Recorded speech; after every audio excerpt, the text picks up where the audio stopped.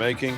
Born Poor is the latest eye-opening film from the team at Frontline, tracing the lives of 3 kids into their teens then adulthood, facing more obstacles than opportunity. We'll talk with filmmaker, producer Jezza Neumann. I'm Marjorie Egan. Then we'll open phone and text lines and talk about conscious consumerism, inspired by Jim's failed attempts to stick to any sort of coherent boycott ritual. I'm not very good either. From Tesla to Amazon, locally Market Basket to Disney and ABC, what does it mean to be an ethical consumer? Is it even possible? And how are you supposed to keep track of all the companies you're supposed to boycott? Weigh in next on the 11 o'clock hour at BPR, GBH, and NAPM, live from the Boston Public Library.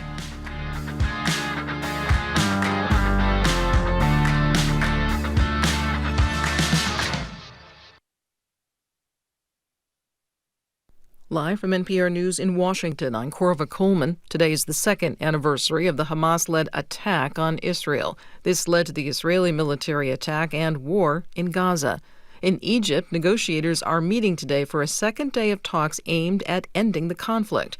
NPR's Daniel Estrin reports from Tel Aviv. Egypt's foreign minister says talks in the Egyptian resort town of Sharm el-Sheikh continue, involving Israeli and Hamas officials.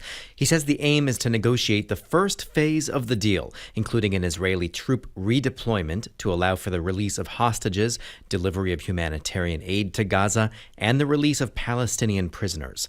U.S. envoy Steve Witkoff tells NPR he will join the talks in Egypt tomorrow. A Qatari government spokesman says mediators also want to work out the details of an international peacekeeping force deploying in Gaza. A person in the region close to the talks, not authorized to speak publicly, tells NPR a breakthrough is likely within a week or two. Daniel Estrin, NPR News, Tel Aviv. The federal government shutdown is now a week old. Yesterday, the Senate again failed to pass a stopgap spending bill. NPR's Giles Snyder tells us Democrats are denying that any talks are happening with Republicans to end the standoff. President Trump seemed to open the door to a deal on Affordable Care Act subsidies when he told reporters at the White House that negotiations are underway. But later on social media, he repeated the Republican demand that the shutdown must end first. Democrats say they are ready to talk. However, House Minority Leader Hakeem Jeffries says the White House has been radio silent. NPR's Giles Snyder reporting. 6 former U.S. surgeons general have written an opinion piece published in the Washington Post. They warn current Health Secretary Robert F. Kennedy Jr. is a threat to the nation's health. They cite his advancement of dangerous and discredited vaccine claims. Chronic homelessness is at a record high, but there is a shortage of housing, rehab, and mental health treatment. NPR's Jennifer Ludden reports on one ambitious program in Utah that is finding a way to offer all of that. Good morning. How are you? The Other Side Village fosters community for people who've spent years living outside. Everyone must stay sober and work. After 12 to 6 months, co-founder Joseph Grenny says they move on to permanent housing only when peers decide they're ready. We believe that human beings change when they're in an environment that expects something of them. The village owns businesses to create jobs for residents. Jennifer Davis helps manage a donut shop. It proves to myself that I can have a career again. I didn't ruin it all with my choices. The Other Side Village aims to become self-sufficient through its businesses and be a model for other cities and states. Jennifer Ludden, NPR News, Murray, Utah. On Wall Street, the Dow is down 80 points. This is NPR. Good morning. With the latest from the GBH Newsroom, I'm Henry Santoro. As Boston's Jewish community commemorates the second anniversary of the October 7th attack, some say they're not hopeful for a peace deal. Hamas and Israeli leaders have started indirect talks for a potential peace deal aimed at securing a ceasefire in Gaza. The remaining 48 Israeli hostages would also be released under this deal. Members of the local Jewish community gathered to remember those killed in the October 7th attacks at Temple Israel of Boston last night. Dmitry Filanov says he doesn't feel very optimistic about the peace talks. I don't think this conflict will end that easy. So the war will continue this way or another, but I really hope that at least they will release the hostages. Today marks 2 years since Hamas attacked southern Israel. Kentucky Governor Andy Beshear will be in the region the next couple of days. Today he heads to New Hampshire for events with local Democrats. And while he hasn't said whether he's looking to make a presidential run in 2028, he is attending a couple of fundraisers. Then he'll be in Boston on Wednesday for a late morning meet and greet that's organized by Rufus Gifford, who's a former U.S. ambassador and congressional candidate who served as finance chair on the presidential campaigns of both Joe Biden and then later Kamala Harris. Sports, baseball playoffs today. We got 2 games, Seattle at Detroit, the Blue Jays at the Yankees, and the Bruins start the regular season on the road tomorrow. They'll be at Washington. Sun clouds, low 80s today. Rain arrives overnight. This is GBH News. Support for NPR comes from NPR stations.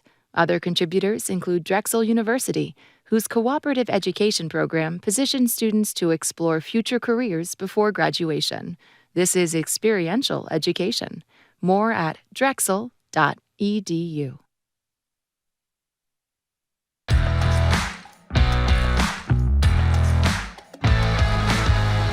He's Jim Browdy. I am Marjorie Egan. You're listening to BPR and GBH and NEPM. We are broadcasting, yes, we're back, broadcasting live from the Boston Public Library and streaming at youtube.com/GBH News. We're also hoping to be back for the rest of today and tomorrow, Wednesday, and Friday as well. Good morning, Jim. You know what they say, keep hope alive. Keep Margaret. hope alive, that's right. We're joined now on Zoom by filmmaker Jezza Neumann, director and producer of Frontline's latest film. It's called Born Poor, premiering tonight on PBS at 10 p.m. Eastern. Also available on pbs.org/frontline, the PBS app, and YouTube and Prime Video. The documentary, filmed over a decade and a half, follows children originally interviewed as part of Frontline's Poor Kids documentary. The film zeroes in on the realities of growing up in poverty in the United States as powerfully as anything I have seen. Here, one of the kids featured, Kaylee, who was a kid at the time. We don't get the 3 meals a day, like breakfast, lunch, and then dinner.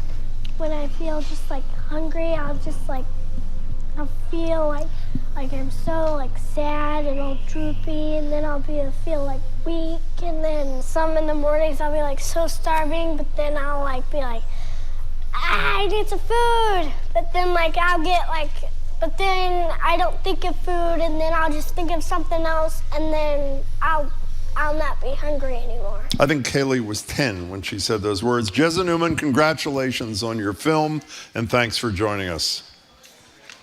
Thank you very much for having me. Yeah, ditto. It was an incredible piece of journalism and really eye-opening. So how did this all begin? How did this start?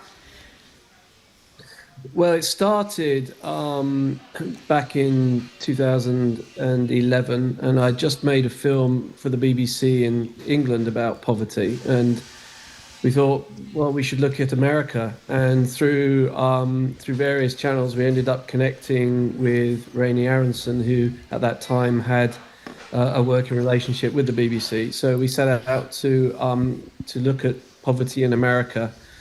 And on that journey, we went across the country, and we looked at East Coast, West Coast, in the middle. And as you do in making films, is you try to always follow the adage of depth, not breadth. So on that journey, we met Kaylee and we met Brittany and realized maybe there's a strong story to tell just from one area, because they happen to live in a place called the Quad Cities, which is what we determined as the heart of America, because it's where the Mississippi crosses I-80.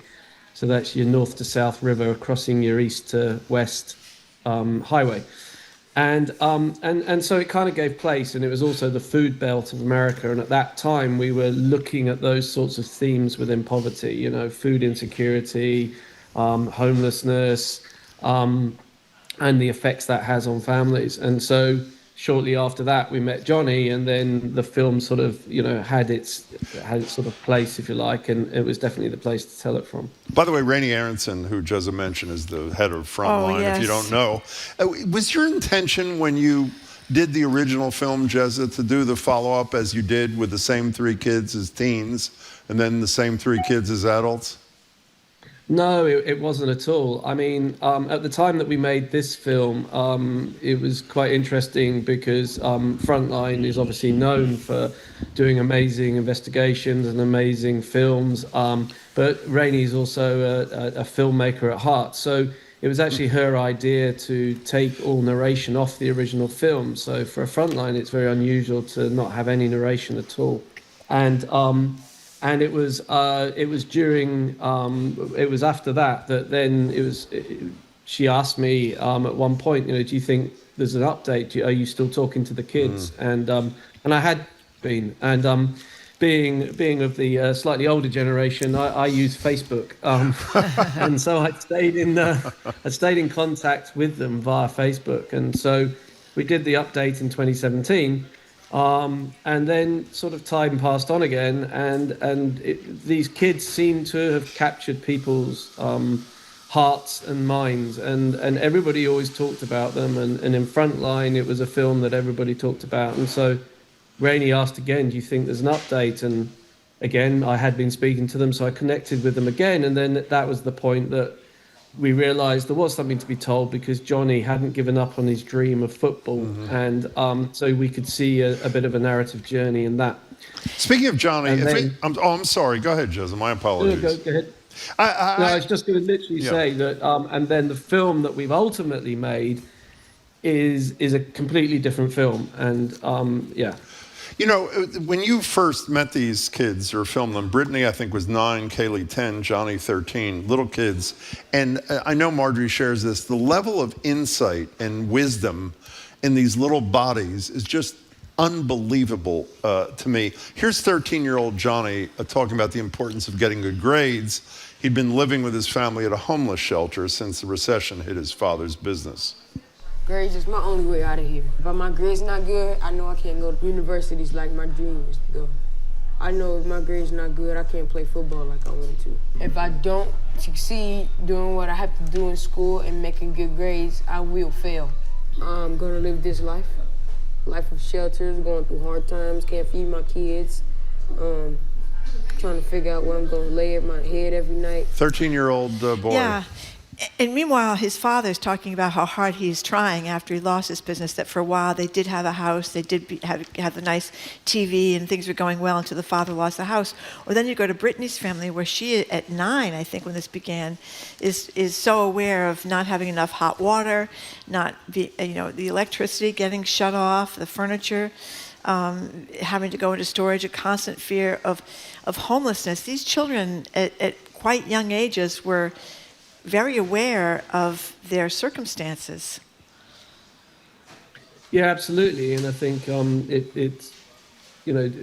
one realizes that kids really are sponges, and in an environment where they're growing up in a stable environment with activities and after-school clubs, as sponges, they are learning and educating and gaining new talents and skills. In the world that Brittany and Kaylee are living, they become sponges of survival. They all their life is about surviving. It's about how to get food, how to put the electric on, how do you stay in a home, and these kids are aware of that. And as much as the parents try to hide it from them, you just can't, and it is really fascinating. So often Lauren and I would meet families in the journey of researching this film, and they'd say, well, we're happy to do this, but our kids won't really be able to tell you anything. And we're like, okay, sure.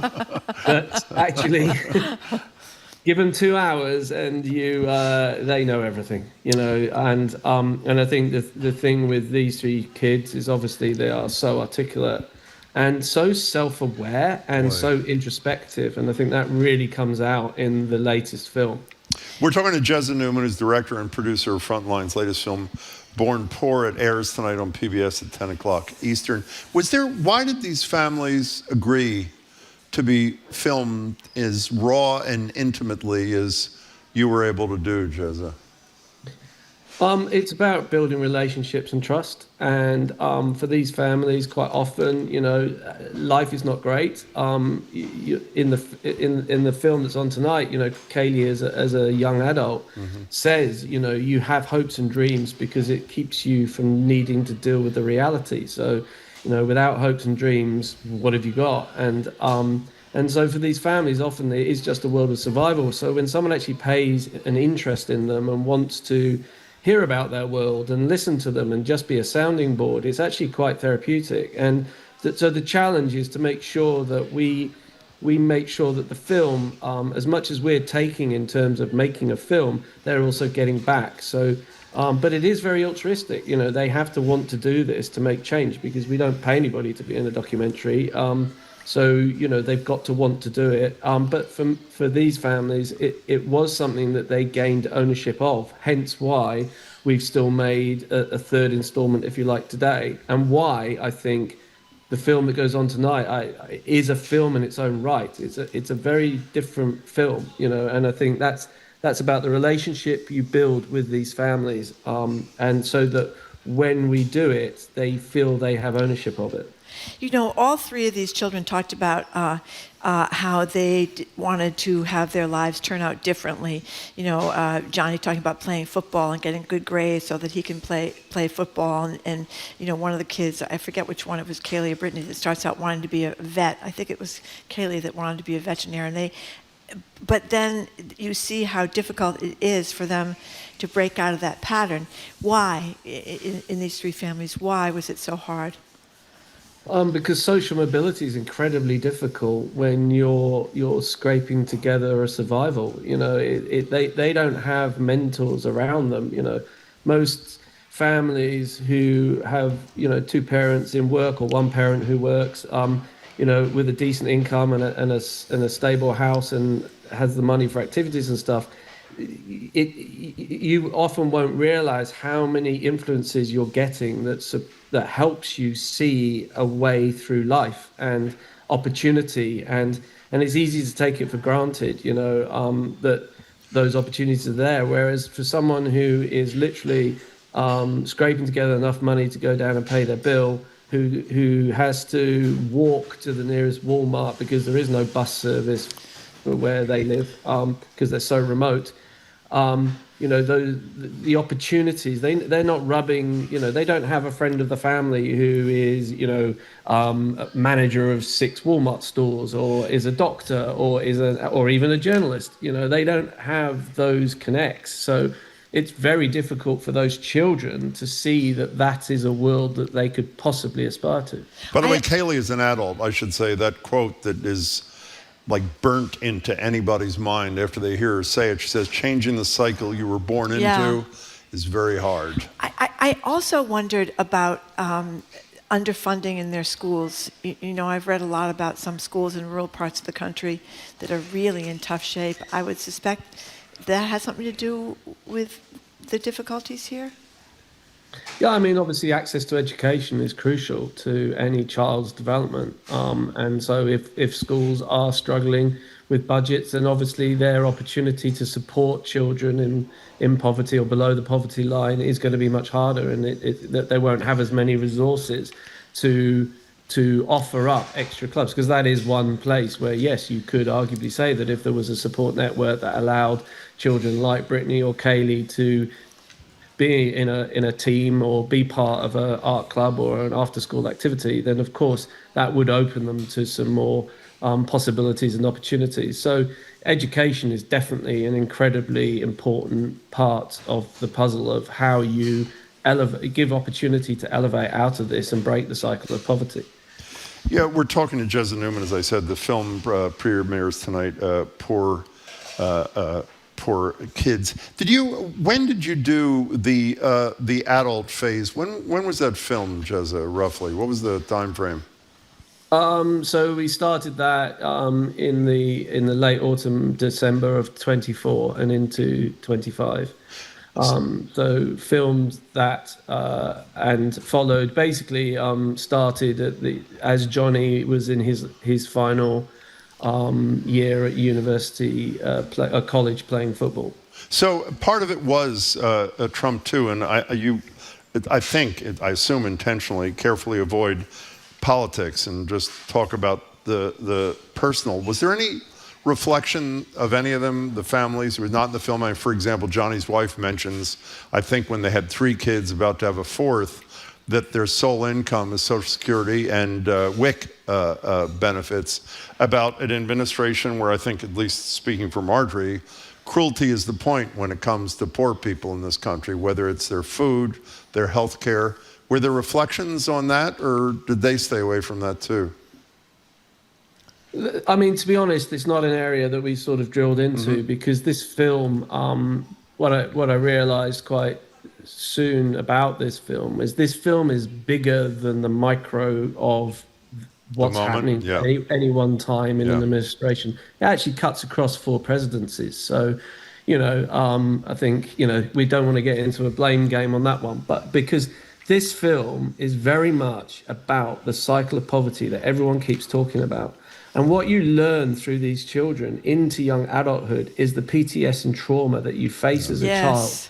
That then determines your has a vast factor player in your outcomes as an adult. And I think I've made a lot of films on poverty, both in the UK and here and in other countries.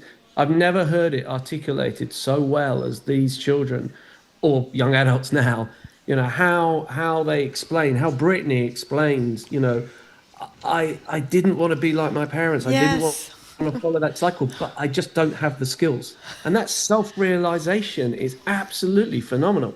And then when she talks about trying to grab out of the hole, climbing out of the hole, pulling at roots, and the dirt just falls in on her, that explanation is something that I know that every organization working in the world of poverty would love to quote to the ends of the earth. I mean, because it's about that struggle, and it's not because they're stupid, it's not because they're lazy, it's because they're not equipped, they don't have the skills, and I think that comes really apparent. And then Kaylee also talks about the PTSD. There's a moment in the film where she even says she doesn't remember a certain scene in the film that air grabs the entire, everybody talks about this one scene with her dog, and she doesn't remember it, because her brain has cut that out as a survival technique. So that was when they had to drop the dog off at the pound because they couldn't afford the dog anymore. Yeah. One of the most painful scenes I thought in the whole movie, actually. It was just, it was incredible. We're talking to Jezza Neumann. Again, the film airs tonight. The Frontline film airs tonight at 10 o'clock Eastern. Kaylee seemed to do better. At least that was my impression from the end. In terms of, she said she put $1,000 in the marijuana business, and she made $60,000 or something, enabled her to buy a house. So she at least had that part under her belt. But then she did what the other two did as well. They had children very, very young, like their parents did, and children that they had no ability to provide for financially anyway. And I wonder what the thinking was there. Was it just wanting to have babies? Well, Kaylee's was unintentional, she said. Didn't she say that? Yeah, but these days you think there's birth control. There's ways not to have babies. Brittany had 2 kids, and there seemed to be no father around, and obviously single motherhood is really difficult. So I was wondering if you know what the thinking was about having children so young.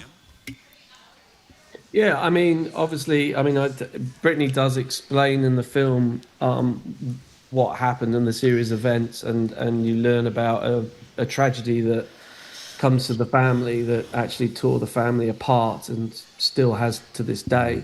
And Brittany suffered because of that, and then when she learned she's pregnant, it became a point that actually gave her purpose.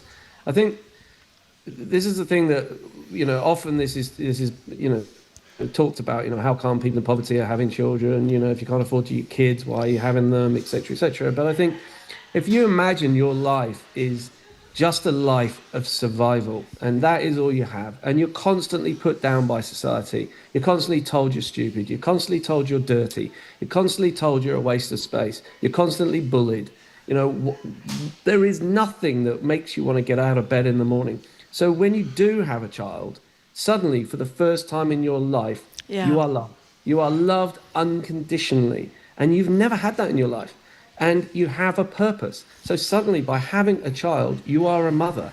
And it's up to you to keep this child alive. You've had nothing else before that in this world that matters so deeply and is so important. But now you have purpose. So if you can break down into that space, and it's incredibly hard. If you've never walked their shoes, it's really hard to understand what it's like to live like that every day. You're listening to BPR, on GBH and NEPM. My apologies, Jezza. Oh, that's okay. But that's that's exactly what she says herself. I mean, I thought her insight into that, talking about how she'd been so down on herself and how much she loved the little girl and little boy, and how she was struggling to take care of them, going to the food pantry, going to the place where she could get the clothing that was so much reduced price. She says it's her whole life, Brittany. Yeah, her whole life. And she said that incredibly, as Jim said, insightfully. Yeah, and what a really poignant thing that Leah said to me, Leah, Johnny's wife, she said that, and we didn't end up having time for it in the film, but she said to me, you can plan your life out and you can decide to get married, get your job, and have it all mapped out, and it works beautifully for you. You do that, and then you have your 2 children, and then disaster could befall you. Your husband or your wife, your partner could be killed in an accident. And then suddenly your life spirals, and then suddenly you're scraping to feed your children, and you're in exactly the same point. So her view is, why wait? As long as you're not going to be a burden on others and you're not going to have an expectation, then why should people judge on when you choose to have a family? And for her, she has been working, she has paid taxes, she is looking to work again. Johnny's now working. They are trying to do it on their own. So it's not that ideal that ideology that they're just having a kid and then expecting the state and others to feed them. It is much more nuanced than that, and it is much more about that side of having something they can be proud of in life and something that gives them unconditional love. Jezza, we only have 15 seconds. Has Rainey called you yet and said, when is the 4th installment coming, or not yet? You might see that on the end of the film. Okay. Well, congratulations. Jezza, it was brilliant. Yeah, Thank you for sharing it with us. Thank you so much for being with us today. Thank you. We've been speaking with filmmaker Jezza Neumann, director and producer of Frontline's latest documentary, Born Poor. It premieres tonight at 10 p.m. Eastern on PBS. It's also available online at pbs.org/frontline in the PBS app, and it will give you, as we said, an incredible understanding of the struggle and how hard these people are trying to right the ship.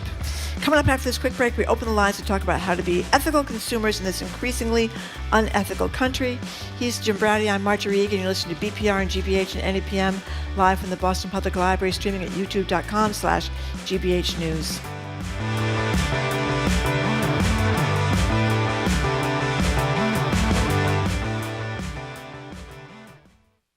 I'm Jared Bowen. Today on The Culture Show, what happens when a stand-up comedian drops the punchlines and picks up the paintbrush? Sam Kisajukian did just that. In a matter of months, riding a burst of creativity verging on compulsion, he painted hundreds of large-scale works in what was later diagnosed as a bipolar manic episode. Now he's returning to the stage, and the one-man show, 300 Paintings. That and more on The Culture Show today at 2 on 89.7 GBH. Our programs are made possible thanks to you. And GM Roth Design Remodeling. Dreams delivered. With custom kitchens, bathrooms, and additions. Serving New England for over 39 years. Learn more at gmroth.com. And Safety Insurance. Offering auto insurance policies designed to help for when the worst happens. You can ask an independent agent about safety insurance. Safety Insurance will help you manage life's storms.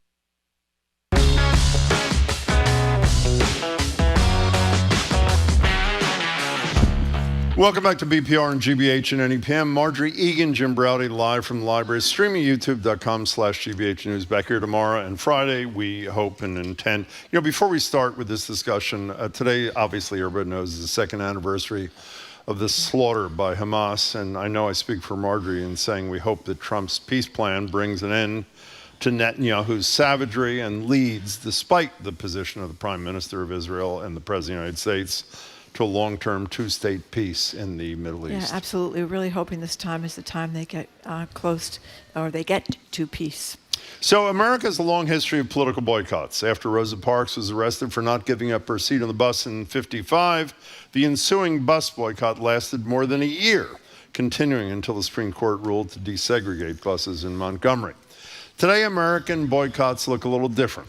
I wasn't shopping at everybody's favorite market basket since its board-fired Arthur T. DeMoulis until I did this weekend. I'll explain that in a minute. Maybe after months of flood-the-zone governance from the Trump administration, you forgot about how you were thinking of boycotting Target, or maybe you were for their capitulation on diversity initiatives. I'm not done. Amazon, Disney, Walmart, McDonald's have all faced boycotts this year. The boycott, divest, and sanctions movement has long advocated for consumers to untie themselves from companies which support Israel as we mark 2 years of war in Gaza today, Spotify, Uber, the list goes on and on. Then there's Disney and ABC for Jimmy Kimmel, Apple for capitulating on ICE apps, Google and YouTube for paying off Trump for something. I can keep going, Marjorie, or not. Who can keep a track? But what good is a boycott these days when all the brands are owned by the same 5 corporations? Even when we do manage to stick to our moral principles, do we lack the purchasing power and sustained collective focus to make an impact in America? And because nothing ever seems to work around here, the number to text is 877-301-8970. But that is not the number to call. You got to write this down. You changed the number for today. The number to call is 617-329-4328. 617-329-4328. The question is simply, how do you live as an ethical citizen in this country in 2025? And it seems the answer is quite easy, is you have to stay home, knit your own clothes, grow your own food, never go out, and call 617-329-4328. By the way, Jim, can I just say... You are one of the biggest boycotters. Thank you. I know. Yeah. But the boycotts seem to retire quickly. Is that... I think that. Well, can I explain the market basket thing? I'm no better. Well, let me better explain. than you. No, I deserve criticism. Oh, you do? The market basket so thing. I didn't shop at Market Basket for weeks, and it's my favorite supermarket by far. And here's why I decided to go Saturday. This is true. Because I was the only person I knew who was boycotting Market Basket. And then we come in today, and what is the first thing Jamie says? I'm boycotting Market Basket. So I was wrong. So apparently Jamie is now the only person boycotting Market. But I'm serious, by the way. ESPN, I watched some game there the other day. They're part of the Disney thing. Disney is Kimmel, and by the way, you're listening to BPR on GBH and NEPM. So what do? Amazon. I know. Fairly Amazon and the Washington Post. We know what Bezos does with Trump. We know what he did to the editorial endorsing Kamala Harris.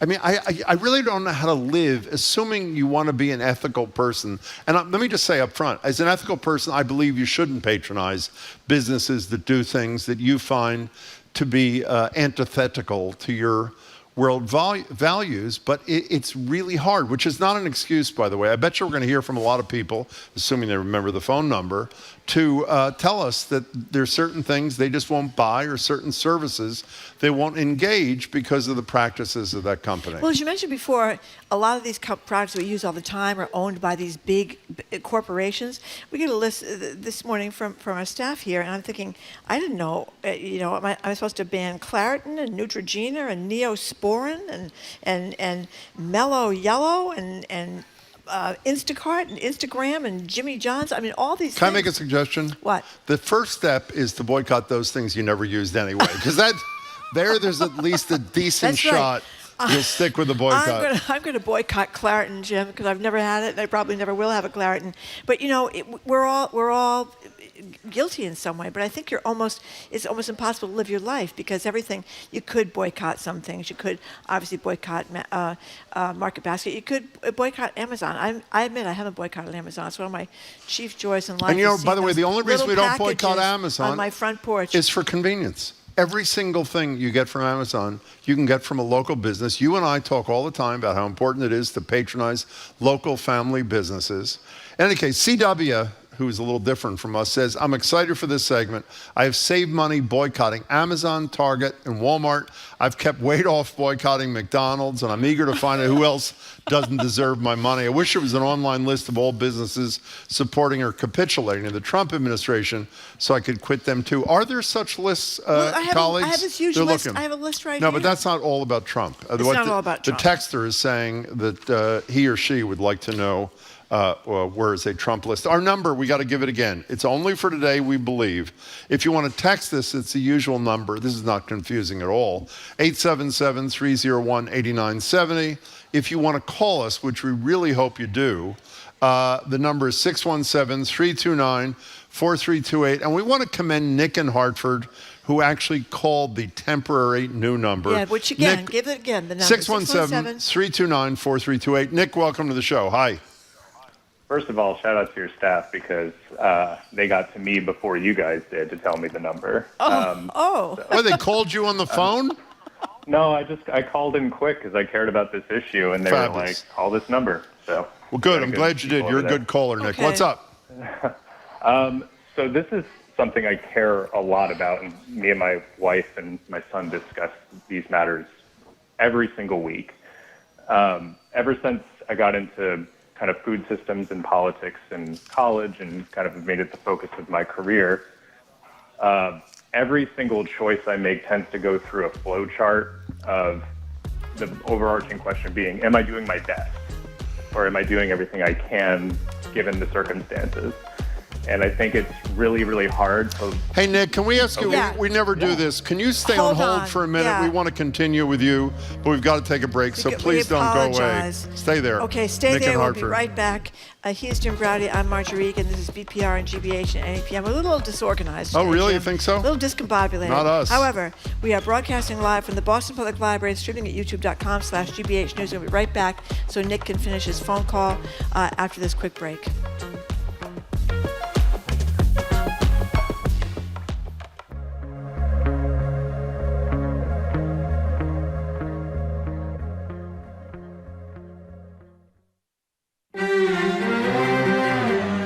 Years ago, an attack by Hamas in southern Israel ignited a war in Gaza.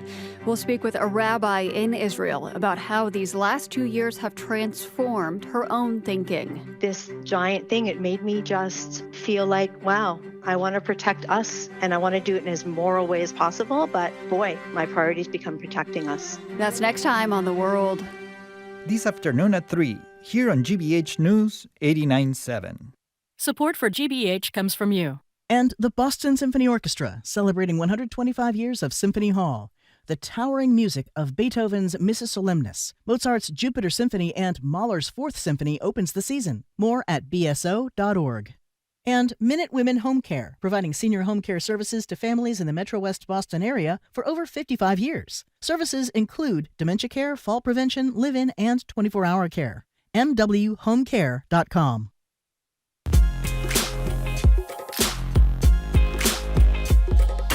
Welcome back to BPR and GBH and NEPM. Marjorie Egan, Jim Browdy, live at the library, streaming at youtube.com/GBH News. Back here tomorrow and Friday, we think. Our texting number is our usual number, 877-301-8970. Our call-in number, we hope only for today, is not that. It is 617-329-4328. Before we broke, we were in the middle of a conversation with Nick from Hartford. Nick, welcome back. Take it away. Hey there. As I was saying, most decisions me and my family make are kind of go through a flow chart of us trying to do our best. So, for example, we haven't had an Amazon account for years because we didn't like the treatment of their workers and want to support local businesses. However, it doesn't mean we never go to a Whole Foods, an Amazon subsidiary, but try to buy the local food that they provide there as much as possible and try to spread out the money in ways we can. What I would maybe suggest to people is look at your purchases and maybe ask yourselves how much of this is centered around convenience and the dopamine hit of getting something immediately, and just take a step back or wait a day or two before making purchases and see what you actually need. I know it's not fun and I know it's not convenient or thrilling, but I think there's more to our day-to-day lives than these purchases, and oftentimes you could just, take a beat, do that. And I guess what I would say of you, Jim and Marjorie, I challenge you to try it.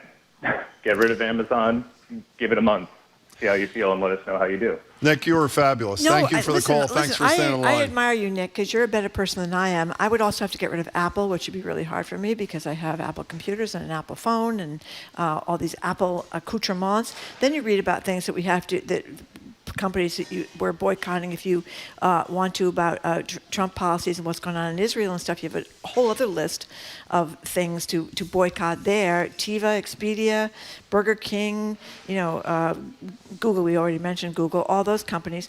And then you have this long list of companies that are owned by the companies that are offending. I mean, you really have to almost buy nothing. By the way, Nick's always been a good caller here. He added on Amazon how they treat their workers. Yep. We were focused on the politics of Bezos and censoring his own people and editorialists at the Washington Post. Remember, their workers in Staten Island organized the union. They never got a contract. They still don't have a contract because Bezos refused to negotiate with them. And an anonymous texter says, Jim, sell your Tesla.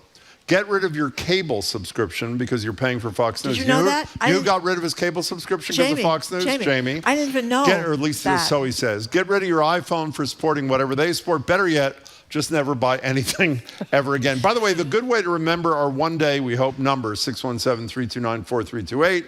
And an anonymous texter says it is 617 day I eat. Every day I eat. So today is 617 day I eat. An anonymous texter wants to know where I was supposed to boycott Clarendon. Haven't heard about it, but I can start boycotting as soon as there's a hard frost to end my allergy season. I don't know why Clarendon's on the list, but it's on the list. It's on the list in addition to about 50 other products which are very commonly eaten, used, or taken as medicine. Anyway, 877. Oh, that's the wrong number. Is there anything? 617-329-4328.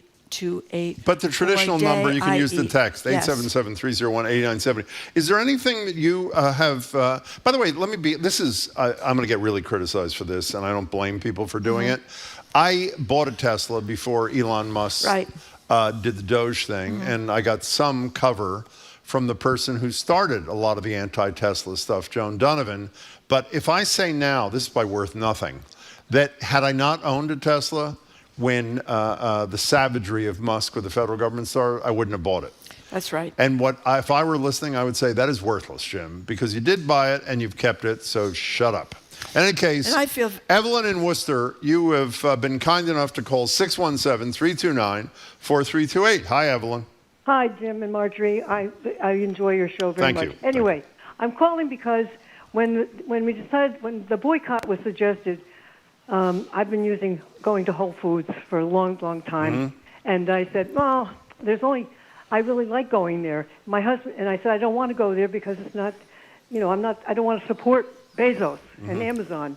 I don't have an Amazon account, but my husband said, you have all those people working there who depend on the customers coming in and buying the products so they can keep their jobs.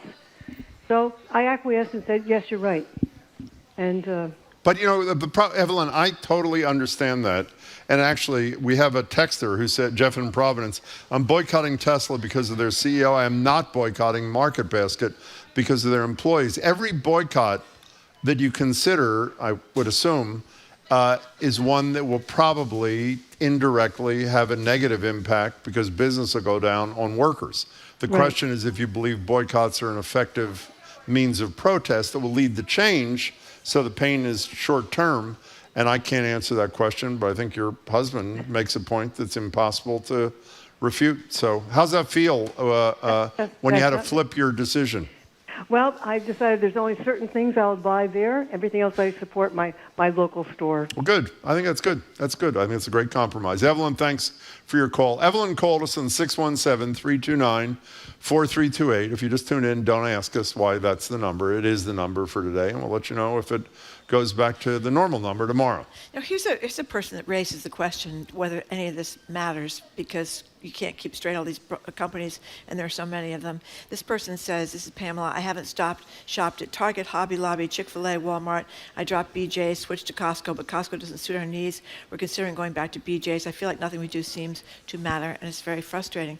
It does raise the question whether, because people are not going to, they're not going to do it. I don't think you're going to have, with these companies that are so intertwined into people's lives, if boycotting, we need to maybe find another way to voice our protest, like maybe going to a protest like October 18th But don't something. you feel that sometimes you make decisions to lead an ethical life, even when you're not convinced that your decision is going to produce the desired outcome?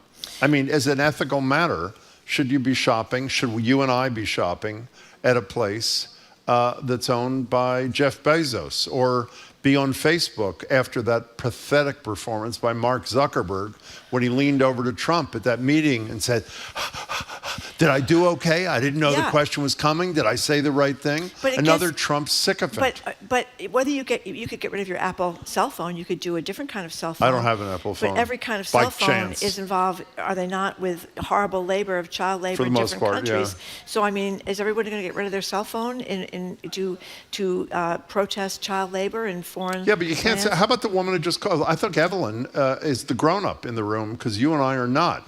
Instead of saying, I'm either going to boycott Whole Foods because they're owned by Amazon or not, she talked to her husband, and she ultimately decided, I'll buy certain things there, but the majority of things I'm going to buy, I'll buy at local stores. Why isn't that a reasonable compromise that allows you to be ethical, moral, and at the same point, not unrealistic? I guess, but the point is, I mean, the reason that the Jimmy Kimmel thing got a lot of traction was because people right away that day started canceling their Disney subscriptions. Yeah. I just don't know. So it did work, didn't it? It did work in that one instance, very short term, and it was easily to target that one company that you had on your phone, and it's not giving up your computer or your whatever to do. I'm just not sure.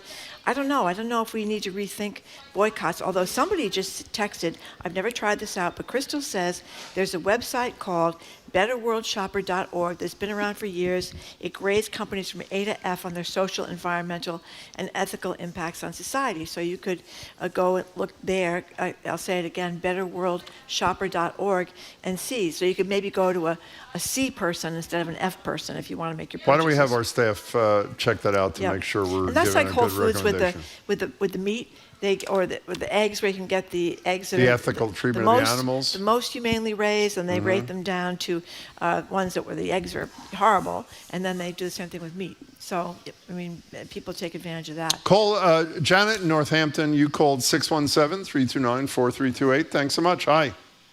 Hi. Hi. So here's my thought. Please. Clearly, we cannot boycott everything.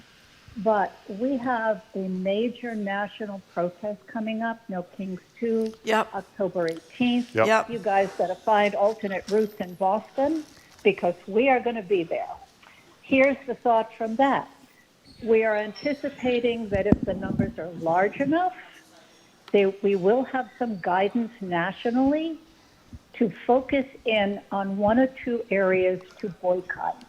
Corporate boycotts are impressive, and they do go to the money. We can't boycott everything, but if we were able to get the word out on targeted boycotts, we could have a national impact. I agree. Because the money is the only thing they care about. You know, it's interesting you say that, babe. Before you continue, Jamie, if you can check this. The preacher from, I think, Atlanta, who is leading the anti-diversity boycott against Target, at least he said, I don't know if the facts bore out, that after a couple of months of that, there actually had been an impact on Target's bottom line.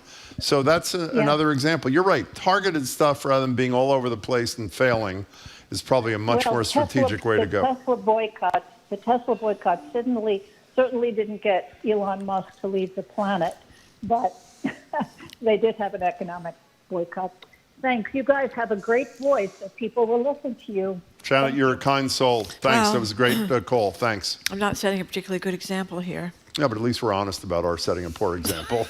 Does that count for anything? I don't think it counts. If you're a hypocrite and you admit you're a hypocrite, is that an ethical act, or is that not? I don't know. I'm looking at Topo Chico. Do you know what Topo Chico is? Yes, and I drink it. It's okay, that fabulous that's on the sparkling. List. Oh, get rid of that. God. By the way, and I spent extra money for it because it was so good. Splenda. Wait a second. What's wrong? Splenda. I don't use Splenda. Sprite. What is wrong? Wait a second. What's wrong with Topo Chico? I don't know. It's on the list. Okay. Companies. Okay, whatever It's it on the is. list of companies, oligarchs, and brands that are destroying America. And what it is a lot of these smaller companies are owned by Fairlife Milk. I didn't know about that either. Did you know about that? Yeah, that was a couple of years ago. I forgot. I used to buy that and I stopped, and I have no recollection of what they did. Do? Something not good. Yeah, you can recycle those milk cartons. That's why I started buying it. I have to go back to the ones you can't recycle, I guess. Okay, good. Fresca. No more Fresca, Jim. Listen to this. Target. This is you, Jamie? Is this you put this up here, or Zoe? The company has been hit hard, reporting comparable sales declines for 2 consecutive quarters. In August, Target's foot traffic, which has dropped each of the last 7 months, was down 3.3. Meanwhile, rival Costco, August foot traffic, and we know they're a pretty ethical employer, treat their workers well, 5.2% increase year over year. That's from Investopedia. Thank you, Zoe. Well, there you go. So there was some impact. Target, that's a big deal. Target has that's one place that really has been hit, and that's really good. 877. Oh, I keep saying the wrong number. 617-329-4328 is the number to call. What are you laughing at? This is really unbelievable. I know. But a caller's coming in. By the way, we want to thank those of you who are industrious enough and relentless enough to call this strange number. It's very kind and something of you. John Trudell, do you know who John Trudell is? Nope. Well, anyway, whoever John Trudell is, he once said that we should all not spend any money for one day. Think of the impact of that. Huh. You ever done that? No. Have you? Okay. Yeah, many times. Yeah. Actually, I've not. Oh, we're supposed to boycott the state of Florida. That's another thing we're supposed to boycott. That I would have to say, if I were otherwise, that I can do. I think DeSantis is one of the most odious creatures I've ever come across. And maybe it's because I don't care that much about not being in Florida. You don't vacation in Florida. Well, I did a couple of years ago. Oh, you did? Where'd you Remember go? I stayed at that friend's joint near right. Mar-a-Lago, and I wrecked his car on the first day. That's right. Oh, speaking of Florida. Florida. Melissa's calling from Florida. Hi, that Melissa. Disgraceful state, Melissa. What do you Melissa. think? We're glad to have you. Hi. I just want to say that I have this dream that every person who is holding a sign and protesting this administration take their checkings and savings out of a fossil fuel bank. Like I transferred my checkings and savings out of Bank of Boston. Oh wait, it used to be Bank of Boston. Bank of America. Yep. I transferred my money out into a local bank that only invests in environmentally friendly projects. Good for you. And if you can, for some reason you say, okay, that's too much for me. I don't have time to change all my pays and all that because you do a lot of electronic banking. That doesn't cost you any money, but if you don't want to do that, if you have a small amount of money, you can buy a savings CD at one of these climate banks. And I just think if everyone who could do that, and wants to support the environment or anything else like that, did it all at one time, and that's a permanent change you can make. It's not just like, I'm not going to buy my TV today, I'll wait until after we boycott. That is a permanent change you can make, and it puts money in the hands. And there's some really great banks. I bank at the Climate Bank of St. Pete and in Florida. But if you Google, there's plenty of them. That's great. NerdWallet has an article about it. That's a great idea. And when you look at where your 401k is, you can look at the companies that your 401k is invested in. You can change it if you don't like it. Then there's pensions that invest a lot. There's a lot of pressure on these different pensions, like huge government pension people, not to invest in fossil fuel places. That is one thing. Too. So and you're not hurting.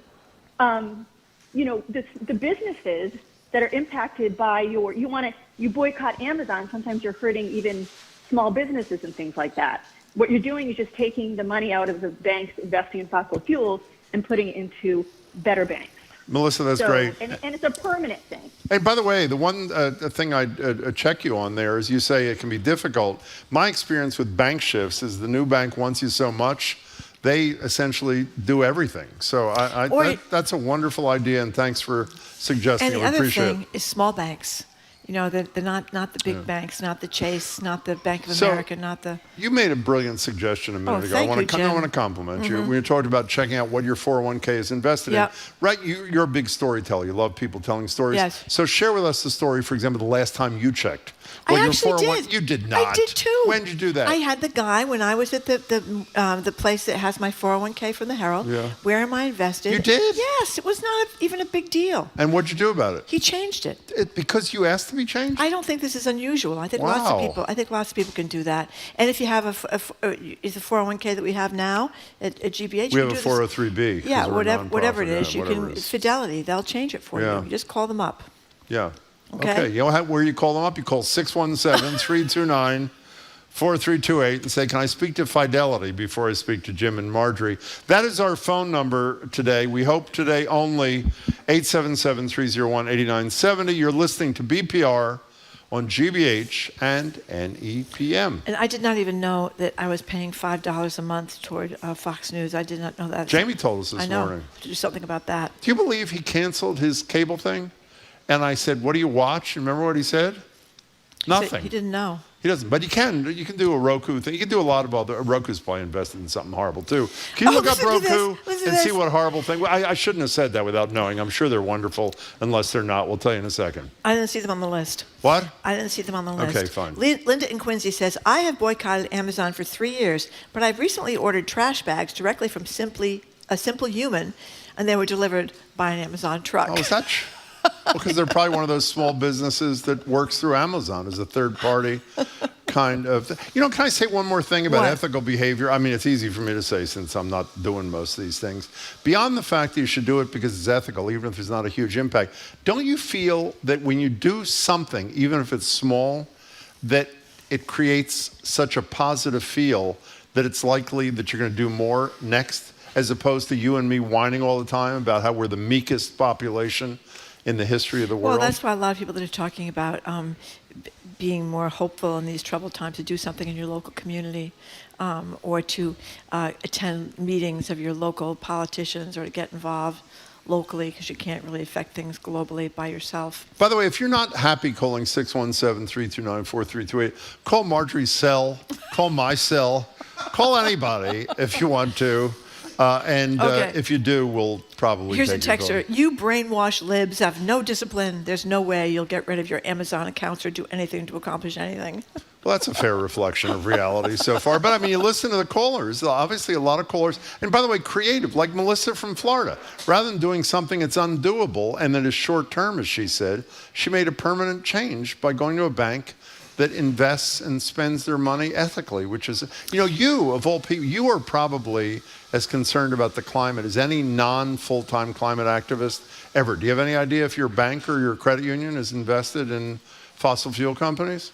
I have a small bank. Well, how do you know what to? I didn't check the small bank. You didn't check? Well, why don't you check? Tremont Credit Union. You know how you check? You call 617-329-4328. But I got rid of, my big banks. I don't do the big banks anymore. Yeah. Oh, you did, actually? Yes, I did. Yeah, okay. And you know what? All those people out there that are waiting on hold forever for the big banks, you have a problem with your small bank, they actually pick up the phone. Read Woody, the UPS driver. Woody, the UPS driver. He says, go ahead. I boycott Musk and Bezos by not supporting SpaceX and Blue Origin. Never getting on one of those rockets. By the way, Woody, I'm joining you in that pursuit. I will pledge the same thing. By the way, another anonymous texter, don't forget to boycott Goya Beans. Goya Beans, that's President Goya Beans was a big Trumpster. Remember that? I do remember that. As we said before, it's easy to boycott Florida if you never go there anyway. You know who sells almost only Goya Beans in the bean section of the supermarket? Market Basket. Really? Yeah. That's a problem. I tell you, Jim, every time you turn around, we're all misbehaving. So we agreed, it seems, Marjorie and I will report back. We'll be knitting our own clothing. We'll be growing our own fruit and vegetables and raising cows in our backyards. Okay. We say goodbye right now to this topic and to the folks listening on NEPM up in Western Mass. But be sure to tune in on NEPM to the fabulous 413 starting at 3 o'clock this afternoon with Monty and Khalees. They're great. We met them in person up there. We met them here in person. We also met them in Springfield. The show continues here in Boston after the new news. It's Carol Rose, Executive Director of the ACLU of Massachusetts, on the Supreme Court's new term. Oh, Hold on to your hats. I'm Marjorie Egan. He's Jim Browder. You're listening to BPR and GBH and NEPM live from the Boston Public Library and streaming at youtube.com/GBH News.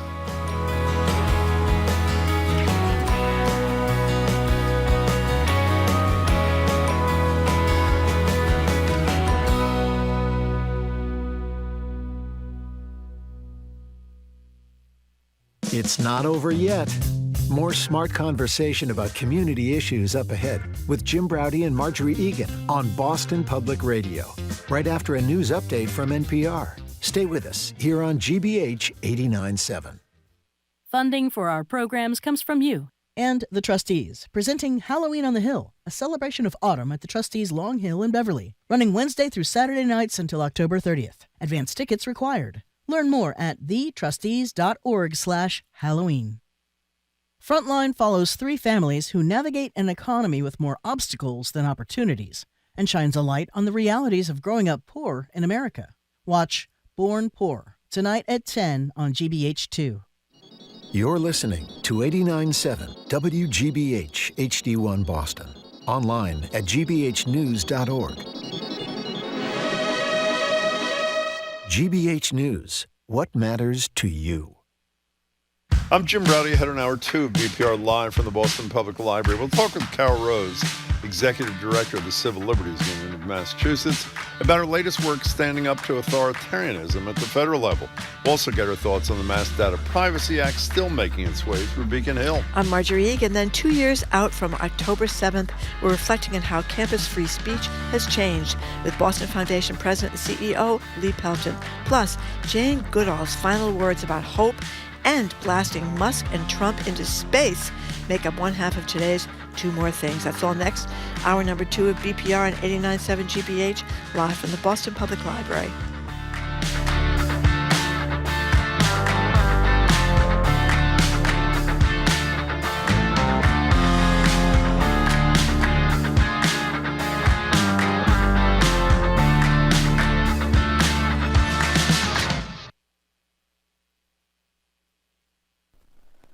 Live from NPR News in Washington, I'm Amy Held.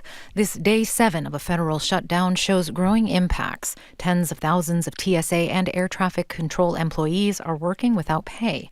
NPR's Giles Snyder reports Transportation Secretary Sean Duffy is warning of flight delays. Secretary Duffy says controllers are already dealing with a persistent staffing shortage and outdated equipment. Now they're on track to miss their first paycheck. Now what they think about as they're controlling our airspace is, how am I going to pay my mortgage? How do I make my car payment? I have a couple kids at home. How do I put food on the table? Duffy met with controllers at Newark Liberty International Airport, saying some have begun calling in sick. The FAA says staffing issues are causing delays at airports, including Newark, Phoenix, and Denver.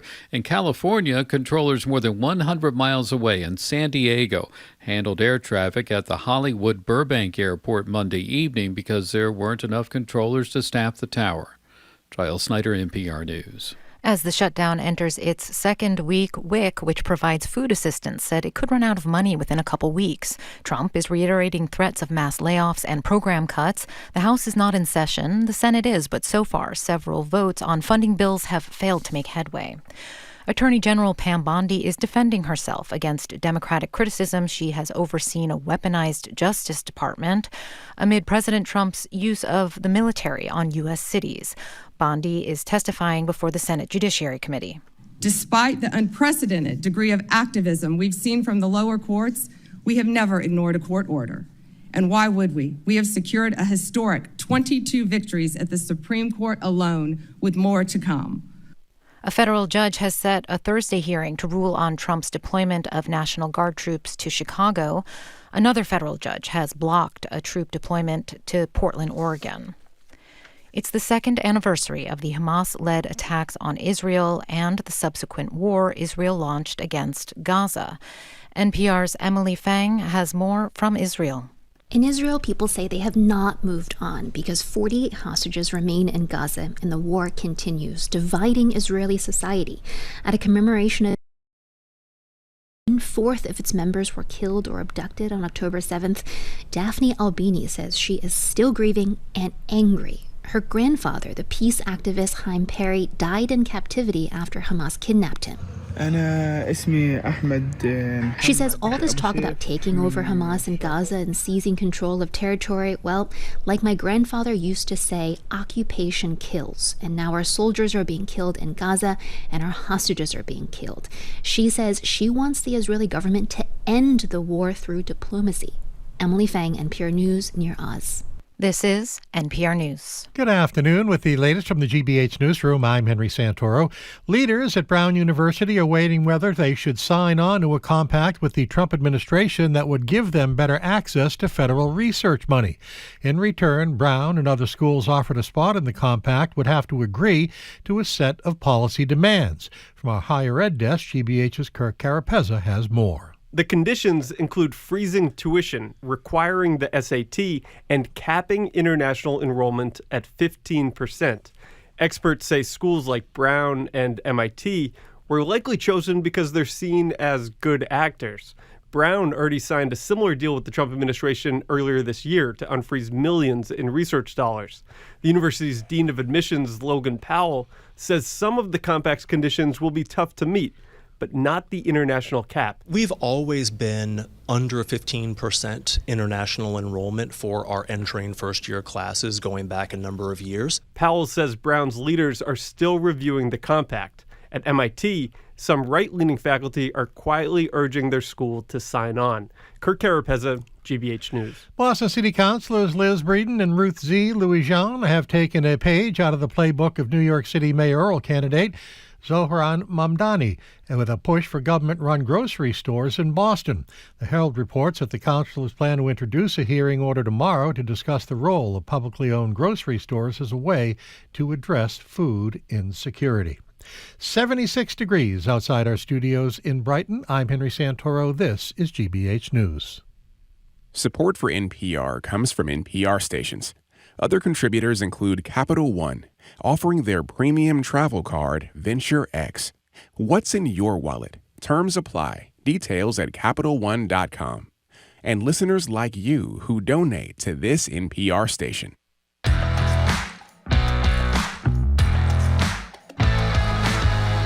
Welcome to hour number 2 of Boston Public Radio. Jim Brady and Marjorie Egan. We are broadcasting live from the Boston Public Library. Thank you, and streaming at youtube.com/GBH News. We'll be back here tomorrow and Friday. Hello again, Jim. Hey there, Marjorie. We're joined now at the library desk by Carol Rose. Carol, of course, is the executive director of the Civil Liberties Union of Massachusetts. Hello, Carol. Hello, it's great to be here. Great to have Hello, you. Carol. So I should just say, before we start, I asked Carol to bring something she brought us last month, to bring more because my daughters are in love with this. Explain what you guys are giving out as a little, whatever. Explain what that thing is. So, you know, the little stress toys that you squeeze? So we made stress constitutions. So you can hold your constitution tight. It says the Constitution of the United States, and you squeeze that baby. Yeah, it's great. important to do it these days. It's yeah. great. So the new term has begun with the Supreme Court. Indeed. What should we be hysterical about? Everything. This fall. Where's your squeeze constitution? No. Yeah. So it's pretty interesting. I mean, when you think about it, usually the Supreme Court starts, of course, historically and by law, the first Monday in October. So that was yesterday. But what's so interesting is that they didn't take a break. In fact, they issued all these decisions without any briefings or any opinions being issued, called the shadow docket, right? And there were almost 24 of these challenges that came up from when the term ended at the end of June until now in October. And in almost every instance, the court stayed the lower court preliminary injunctions that were trying to stop the worst abuses of the Trump administration. Is that the same as the emergency? It's the same as the shadow docket. Yeah, they don't like it called the shadow docket, so then they just wanted us to call it the emergency docket, but it really is a shadow docket. And even though there's no emergency. And there's no emergency, right. And they're doing it as the shadow docket. So now a lot of these same issues are coming up before the court on what's called the merits docket, where we actually have briefing and open arguments that the public can follow and find out what's going on. And so that's why a lot of these issues are really going to now reach the court on the merits. And I think this is one of the most consequential terms for the Supreme Court that we've had in the history of this country. And I think it's going to be a huge bellwether And we can talk about what some of the big cases are. I mean, one of the big ones that's going to come up are a couple cases on the removal powers. And this is whether or not the president can go in and just replace people, whether on the Federal Reserve Board or the National Labor Relations Board or all these different places. Does that include the military? Right. Not on this case. Okay. But because he's wiped out like all these people, all the top people. Right. And so all the Not all of protections them, for but civil most servants of them. and all of the statutory or law protections that go out to protect people in their jobs to keep them independent are now being threatened because he comes These are in people and says, confirmed by the Senate, by the way. That's right. They're not. If it turns out he had appointed them as opposed to nominated, and then they were confirmed by the Senate, Right. there wouldn't be a question. But Right. here And- there is that question. And what's so interesting is that, this goes to this question of whether there's a theory of the unitary executive, which used to be really recently, nobody thought that was a legit theory. Oh, the only person who liked it was, Alito, Justice Alito. But now we seem to have more of a majority of people who want to go for that. And that would give really unchecked power to the president to fire people who didn't agree with him. Well, they've given him almost unchecked power with the immunity decision. And then the basis for all the tariffs that are helping That's to another destroy one. the economy, which is before the court, is that he declared an emergency. And as I've said many times on the show, the emergency is allegedly, according to him, the trade deficit. But as has been pointed out by wise people, we've had a trade deficit for 47 straight years. It's not Why an is it an emergency in the that's the other 47th thing. year? Why is it okay to make fake emergencies, claim they're emergencies, to get action from the Supreme Court when they're not emergencies? That's the first thing it's hard for people to understand. No, it's not hard for people to understand except you. They are in the tank to the President of the United States of America. That's why. It would seem that way. I think that attempt to try to use the pretense of an emergency is exactly what the court's going to be testing. I mean, that's exactly what's before the court. Is it a real emergency? And in a lot of these cases, we're really talking about facts. What are the facts on the ground? The same thing with the federalization of the military and turning the military on the civilian population. It comes down to a question of facts, and that's where the courts, as the decider of the facts, as well as the deciders of the law, have such a critical role to play. Here's the other problem, though, is one of these stories points out that they've decided in the shadow docket or the emergency docket, whatever you want to call it, the damage is already done. Right. Like, the Department of Education is decimated. This story points out Trump's takeover of private security, Social Security records is complete. All these people have been fired, lost their jobs. I mean, and that's what's really concerning about this secret shadow docket is that they say we're not going to decide on the merits. So why does it even exist? Well, it for used real to only, emergencies. For real emergencies. Yes. It used to only be used in death penalty cases when somebody was about to be killed, right? And so that's how it used to be used. And now this administration has invoked it so many times. And the Supreme Court has gone along with it. The other one, a couple of others I think are really consequential. I mean, one is obviously the birthright citizenship case. The question, which was set forth in the 14th Amendment after the Civil War, which basically said people who were born in our country are automatically U.S. citizens. And what they're trying to do is to say, we're going to take that away, we're going to question that, and say that that's not true anymore. And it's so scary because you could end up with a whole class of people who are stateless, who have no country, sort of an apartheid, if you would. Or even worse, by the way, I would argue, you could end up potentially, depending on what the Supreme Court does, saying you're entitled to birthright citizenship in Massachusetts, say, because they will declare it to be the law of the land or constitutionally permissible, and not in another state. I don't even understand, I have to say, where, and someone, maybe Nancy Gardner, somebody, why are they even taking this case? In light of the fact that there is settled Supreme Court law, in light of the fact, and correct me if I'm wrong, every appellate court, federal appellate court, has ruled that it's a constitutional right. And can I say to all the listeners, the debate is not whether it's a good or bad idea. You're entitled to think it's a horrible provision in the Constitution, to which I say, if you heard Jill Lepore's interview yesterday with Jared, amend the Constitution. If you don't like it, it's in the Constitution. But it's there. So why are they even taking the case? Well, they haven't agreed to take it I thought yet. they had. The Solicitor General has asked them to take it. And that's, by the way, a case coming out of our circuit, out of the First Circuit. So it's going to be we're watching it really, really closely. And so that's another case to watch. And then the other kind of set of cases have to do with Voting Rights Act. And the ACLU case that's involved with that has to do with a Louisiana redistricting case. Where basically in Louisiana they redistricted and they created appropriate voting districts, to make sure that black people, that their votes were going to be represented and were going to be counted, and the state challenged it, and so that's going to be up in front of the court. And a lot of people are very concerned that the court may, if the court rules against the ability to create jurisdictions based on race, they already said you can't challenge anything based on partisanship. But now, there's a real gerrymandering. Yeah. So now there's a real challenge, and that could really gut the Voting Rights Act, which is one of the most fundamental of the civil rights acts. The Voting Rights Act and the Civil Rights Act were two of the shining pieces of law that came out of the civil rights movement. And so this is really part of an effort by the Trump administration to dismantle those. And wasn't the first oral argument they heard, am I wrong, on conversion therapy, which I all thought was resolved and found to be incredibly dangerous ages ago, but they're willing to revisit anything. And then, of course, we have Clarence Thomas in that speech we played it the other day at Catholic University Law School saying, hey, precedent isn't always something you should be following. I mean... So we have a Supreme Court that's, some of the members of the Supreme Court seem to be, one might say, scofflaws. But, I think the most important thing is that we continue to work our way through. And I do have to just remind people, when people say, well, what's the point because of the Supreme Court? Fortunately, they don't take that many cases. And a lot of the things that are moving through the district courts right now are tremendously important. And I want to just say that the district court judges on the front lines, whether we're talking about the district court judge out in Oregon who said you can't come in, whether we're talking about the Judge Allison Burroughs here who is protecting journalists from having their phones taken at the border, whether we're talking about Judge Young, who recently issued an incredibly scathing attack saying that you can't violate free speech rights just because someone isn't a U.S. citizen. Everyone in our country has rights to free speech. Those were pro-Palestinian comments, not pro-Hamas comments. They were pro-Palestinian comments about which the judge was writing. But go ahead, I'm sorry. Right. No, and I think the really important thing to keep in mind is these judges are being incredibly brave. And they are holding the line, and they are patriots. And it's important that we not say, well, the courts don't matter anymore, because they matter, and in many cases, they're putting their lives, their homes, their families on the line to do the right thing to defend our democracy. So can I quote? Standing up, it's the lower court judges and the stand-up comics that are on TV at 11 o'clock and 11 Can I say two things here? Closely related. That's right. Apple, we just want to mention that we were talking about Palestinians.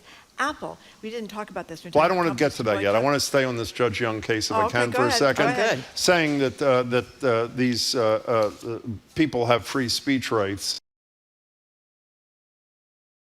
He was criticized by the Supreme Court of the United States. Nancy Gertner wrote a great piece in The Contrarian. We talked to her about it the other day, in which she talks about the courage of federal district court judges who are standing up to the Supreme Court and criticizing the Supreme Court for trashing them when they provide no guidance with these shadow things. Listen to what Judge Young, a Reagan appointee, had to say. Trump ignores everything, engages in hollow bragging, and uses his power and gifts of communication to strip away constitutional rights. This is a judge. The president's palpable misunderstanding that the government simply cannot seek retribution for speech he disdained poses a great threat to Americans' freedom of speech. That is so uplifting and beautiful and courageous. It's incredible. I'm sorry, Marjorie. Well, well, as long as you're on the subject of free speech, I want to mention, if people haven't seen it, in Vanity Fair, Ramesa Ozturk, a young woman who was taken off the street, thought she was about to be murdered in Somerville by ICE people who were not identified as ICE people, and it talks in this piece. She's written a beautiful piece in Vanity Fair. And some of the things she talks about is how she did think she was going to die. She was grateful that she had, that she filed her taxes on time, and that she had, that she was upset that her mother had heard her scream on the phone when the ICE people were taking her. And she talked about the kindness of the women that she was incarcerated with for all those weeks in Louisiana, and her crime, in quotes, unquotes, was writing an op-ed defending the crisis in Palestine, with the people having no food and being killed and murdered and maimed in this war over there. So it's a great piece for people that want to read it. But the thing about Apple I wanted to mention, everybody knows if they have Waze or Google Maps or anything, you use it in your car when you're driving in the Mass Pike or wherever, it tells you where the cops are. So everybody's slowing down because they've all seen it on Google Maps. Well, Apple had this app that allowed people to know where ICE was. Ice block. Yes, called Ice Block, so that people would know where ICE agents were at. And Apple capitulated to the Trump administration and said, okay, we'll get rid of the app. Right. Because their argument was that it's not right to have people know where ICE agents are. Well, if it's not right to people to know where ICE agents are, why is it okay for people to know where cops are? I mean, what is the difference? They're probably likely to capitulate on that one, too. And I think the really scary thing is what is happening in our country where we think it's okay for ICE agents to just disappear people. And, you know, Judge Young talked about that, too, in the masks. And there's a really incredibly powerful combination when he talks about small wonder ICE often seems to need our respected military to guard them when they go about implementing our immigration laws. And it should be noted that troops do not ordinarily wear masks. Can you imagine a masked Marine, he writes. It's a matter of honor, and honor still matters. To us, masks are associated with cowardly desperados and the despised Ku Klux Klan, writes Judge Young. In all our history, we have never tolerated armed mass secret police. Carrying on in this fashion, ICE brings indelible obloquy to the administration and everyone who works in it. Like, that's powerful, right? Yeah. You know, can you explain something to me? Trump yesterday said in his Oval Office press availability that if he needed to, he was going to use the Insurrection Act of 1807, I think it is, whatever it is, the Insurrection Act, to circumvent court decisions like the one in Oregon made by a Trump nominee, by the way, I should say, talking about courage, district court judge there. And the theory, all the newspapers are writing about this, saying we'll be able to circumvent court review, but whether or not he's invoking the Insurrection Act appropriately would be subject to court review, wouldn't it? So, it is subject. So how the hell circumvent anything? He's not, and that's why it's so important to recognize. So at the district court, the trial court level, the first level, they're the finders of fact. And what's so important is what that incredibly, as you say, courageous judge did in Oregon, was to say the facts on the ground are not supported by what they're saying. What they're saying isn't true. What they're saying is a lie. And it's very important. And even though they can put out, deep fakes and all this kind of stuff that they're doing, it's so important for all of us, whether journalists like yourselves or all of us as citizens, that we continue to say, we will go for the truth. The facts matter. The truth matters. And the job of the courts isn't just to rule balls and strikes on the law. It's also to be the finders of fact on the ground. And that's what this judge did in Oregon, and said that there is no insurrection, there is no attack, there is no danger.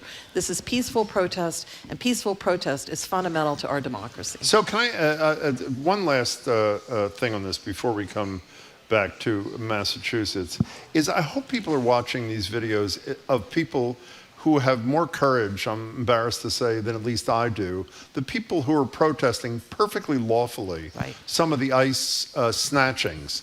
You see people who are doing nothing other than taking a photograph with their phone, or thrown to the ground in the most violent kind of way. I mean, and often by masked people, which is really the question I forgot that I wanted to ask you.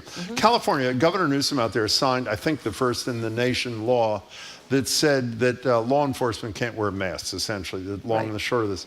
It seems to me, unfortunately, and I am not the legal scholar you are, that it's pretty tough for a state to be able to determine what federal law enforcement officers can do or not do. So my question is that going to stand up, or when challenged by the Trump people, is it going to fall? I think it may or may not stand up, but nonetheless, for a while I was like, well, don't pass anything unless you know that you can definitely win it. But honestly, I think it's important to pass laws like that at this point, because we need to tell people what we stand for and to stand proudly by our values. And that means we don't have secret mouse police who go around kidnapping people like they did, Tufts graduate student Ramesa Ozturk for her free speech. We don't want to have people who were arrested for, videotaping and recording the police and the performance of their official duties, as long as they don't interfere. And we have those laws and those protections here in Massachusetts. And it's so important that people exercise our rights. And I say this almost every time I come, democracy is a muscle and we need to flex it to keep it strong. My favorite interview, I think it was on Jimmy Kimmel, because now I'm watching Jimmy Kimmel a lot So more. am I. He's great. But he had a clip from a guy in L.A. who was tear gassed. One of the protesters, peaceful protesters, was tear gassed, and the reporter said, "How was that?" And the guy looked and he said, "Tastes like fascism." And I thought that was such a great.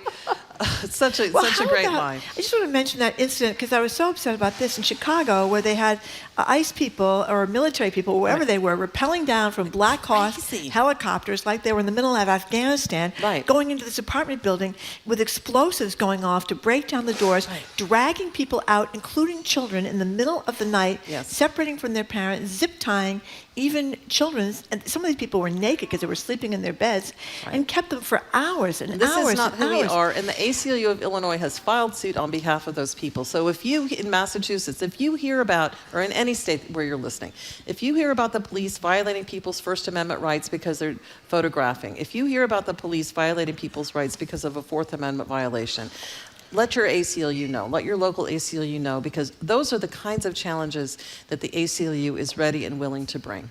Okay, so back to Massachusetts. You are involved in a coalition supporting called the Massachusetts Data Privacy Act, which passed the House, Senate unanimously. The Senate. And of course, the Speaker of the House is too busy to tell anybody what his position is on anything, so we don't know. It's very important things to do over there. What exactly is this, and why should we care so much about it? So this is an incredibly powerful and important piece of privacy legislation for all people in Massachusetts, and should be a model for the rest of the country. It passed the Senate unanimously, and I do have to say, shout out to Senate President Karen Spilka and to Senators Cream and Friedman and Michael Moore and many others who were part of it. These things, it's hard to get a unanimous vote, but we had a unanimous vote.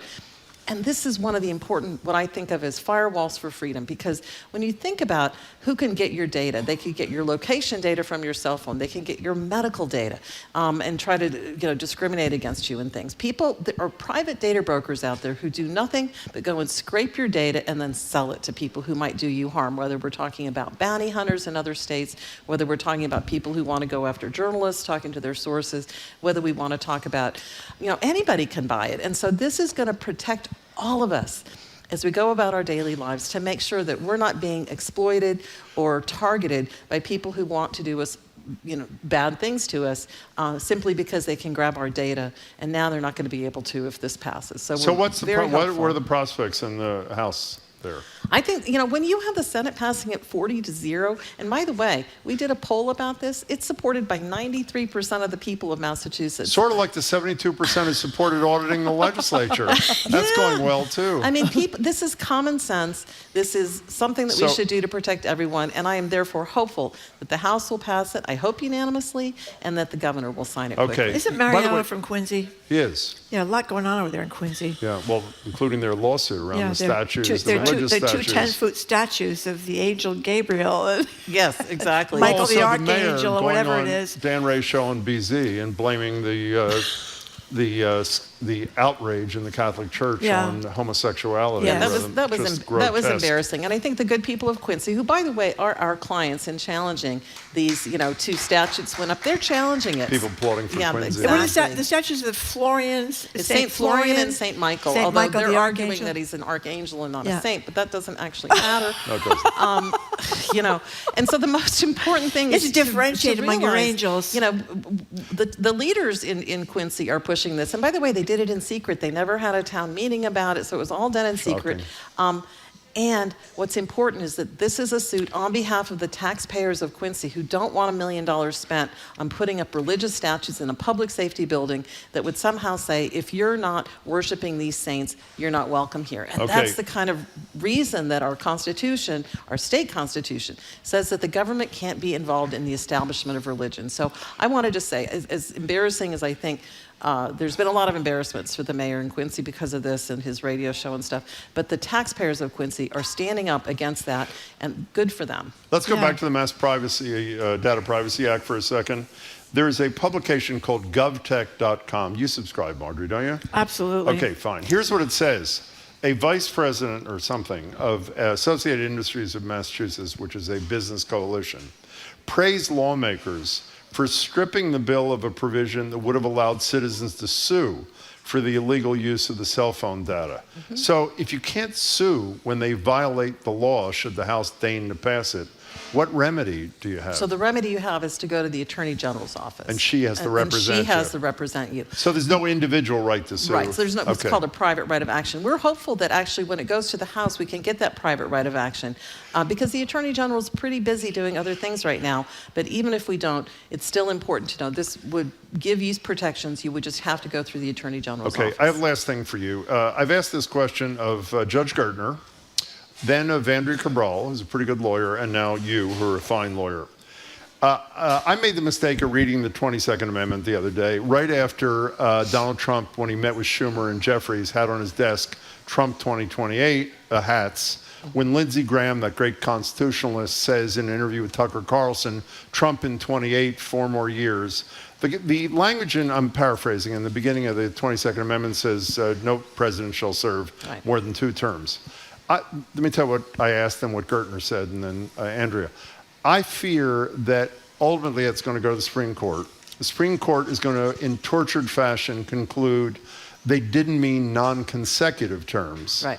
And as a result, Trump is entitled to run again. Now, the only good news is maybe Obama will run again too, but Gertner says there's 0 chance, as bad as this court is. Andrea Cabral said in normal times, I would agree with Gertner. However, where are you on this? I'm with Cabral on this. I don't think the court will agree to it. Hopefully he's going to be too old and the people around him won't want him to run again. But they are shameless. They're willing to try anything. They're not being, the norms that used to prevent people from trying to say, I'm just going to do this even if it's illegal, seem to have disappeared. I don't think the court would uphold it, but I think he's going to try. So you're with Gertner, that you think that the court will not, The court will not read the 22nd Amendment to allow him to serve a 3rd term. I don't think they will. Okay. However, I do think he'll try. Okay. And do you think that all these military people, National Guard, et cetera, going to the cities is a prelude to their showing up on Election Day in 2016? Yeah. No, I think this is all trying to excuse me. normalize having the troops out there. Yeah. And I think it's really important. The one thing I also want to say, for those people who are out there who you or your loved ones are part of the National Guard or something, it's illegal to violate the Posse Comitatus Act. That's a crime. So even if you're... What's that, please? The Posse Comitatus Act says you can't turn the military against your civilian population.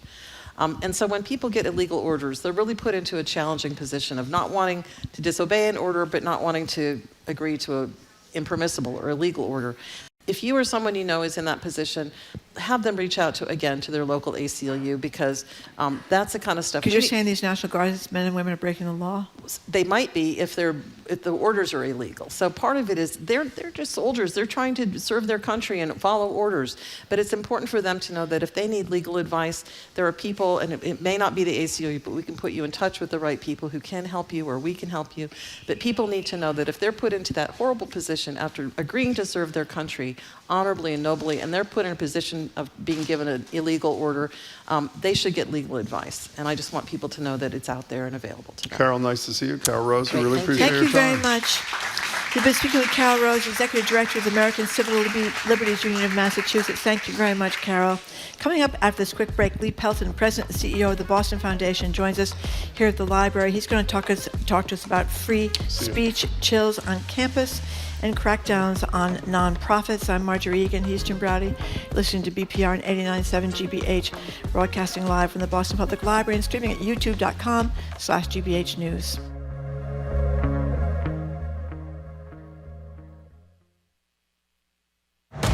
Your home for trusted local news. GBH 89.7. We know Boston. This is our home. From Beacon Hill to Dorchester and every neighborhood. So when there's news you need to know, we have the story. GBH News. Online at gbhnews.org. Streaming on the GBH app. And always on GBH 89.7.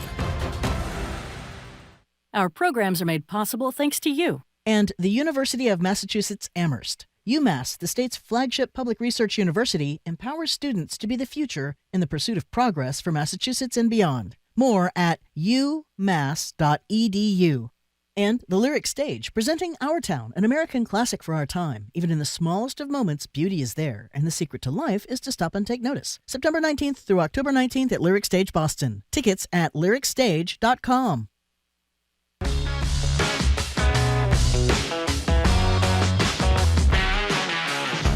Welcome back to BPR. Marjorie Egan, Jim Browdy, live at the library, streaming at youtube.com/GVH News. We'll be back here tomorrow and Friday. We're joined now at the BPL desk by Lee Pelton. Lee is the president and CEO of the Boston Foundation, a member of GBH's Board of Trustees, and he previously served as the 12th president of Emerson College. Lee, it's good to see you. Thanks for being here. Good to see you, and I'm so glad to be in your company. Why is that? Well, both you and I are now honorary Asians, you know. Oh, well, you should explain. Well, you explain. Well, there was an organization called the Asian Community Fund, which was originally housed at the Boston Foundation, correct? Correct, still is. And was just formed a bunch of years ago, 5 years ago, had an event, a celebration on Friday night, which was huge and beautiful. The governor was there, the mayor was there, the honorees were president of Vertex and Yvonne Howe, the former Secretary of Economic Affairs.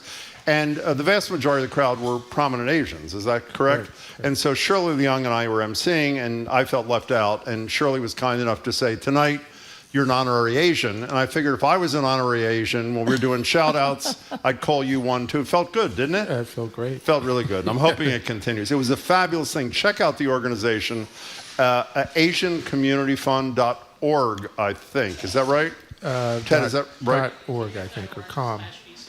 Yeah, /ACF. What is it again?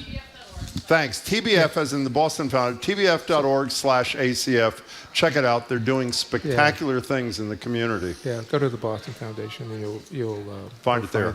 And the wonderful thing is, and I don't know if you know the total now, it was $865,000 raised. Yeah, it's unbelievable. In a single evening. Yeah, and the things they're doing in the arts community, in the business community, seed money, grants, it's just a spectacular organization that really matters and has come of age practically overnight. So congratulations to you and all of them. And by the way, Helen Chin and Paul Lee. Helen used to be on our board. Paul is now on our board. Great. Where the awards were named after these two legendary figures in our community as well. They should have been. So I'm glad you brought it up. It was great. Yeah.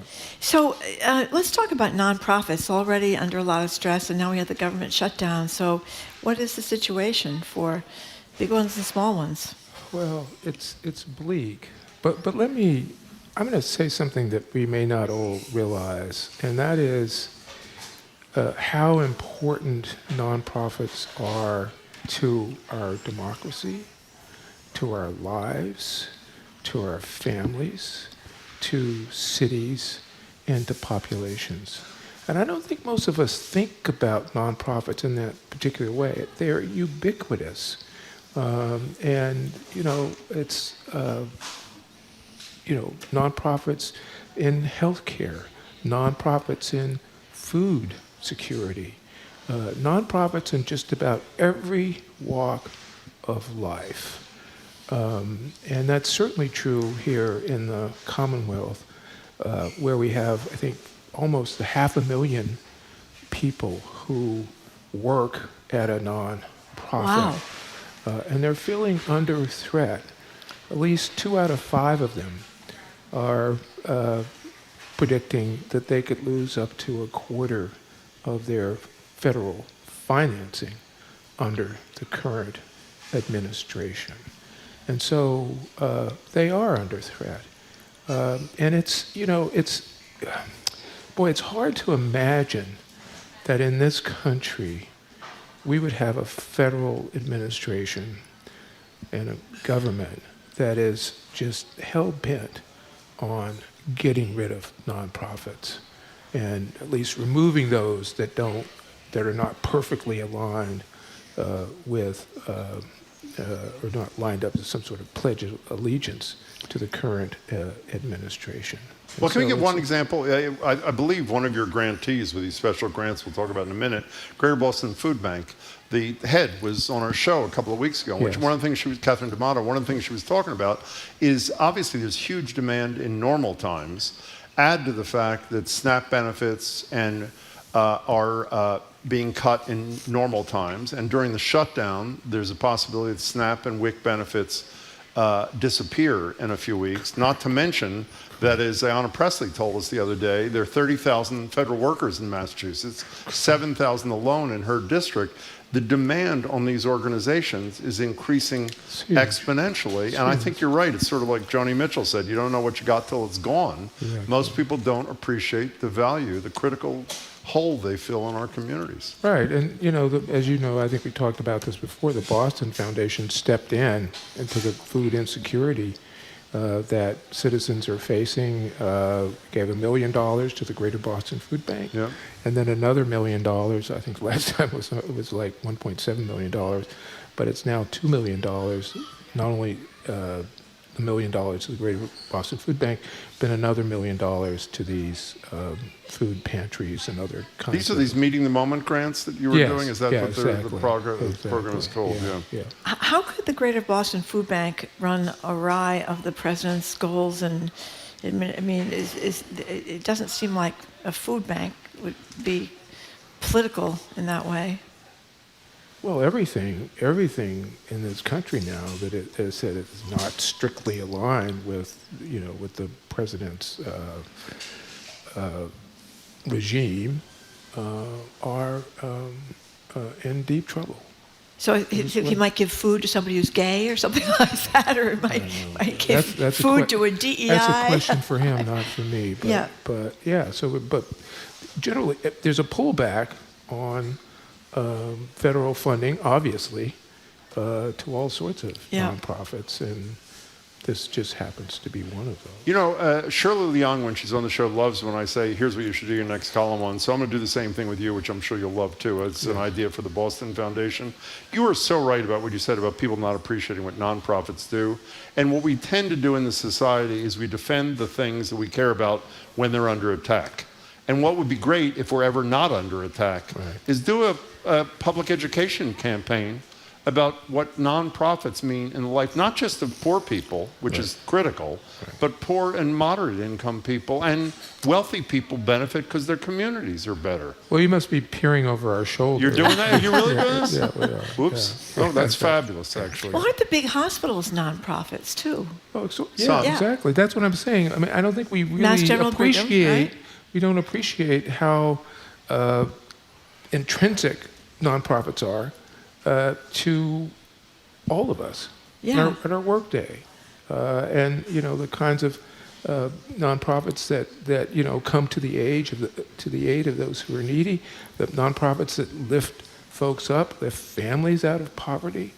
They're everywhere, and I hope that this moment has made it clear how valuable and intrinsic they are to American life, and as I said, by extension, to American democracy. So, do you worry at all? By the way, I'm everything you're doing to help these organizations survive, I know both of us endorse, and I hope all of our audience endorses too.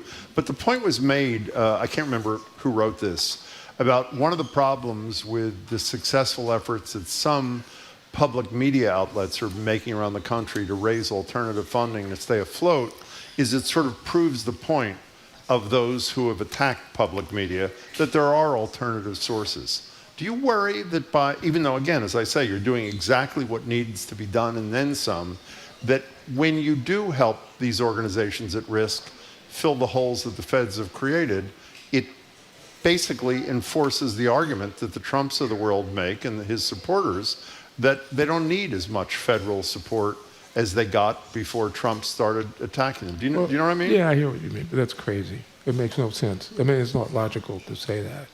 I mean, these are nonprofits, they're not businesses, and they need support. They need state support, they need city support, and they certainly need federal support. And they have for, many, many years until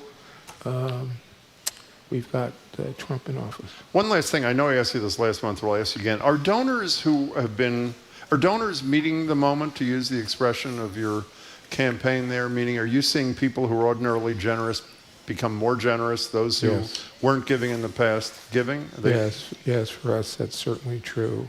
We had a convening last week around food insecurity. Catherine D'Amato was there and some others as part of a panel discussion. And then a TBF donor, part of a donor advised fund,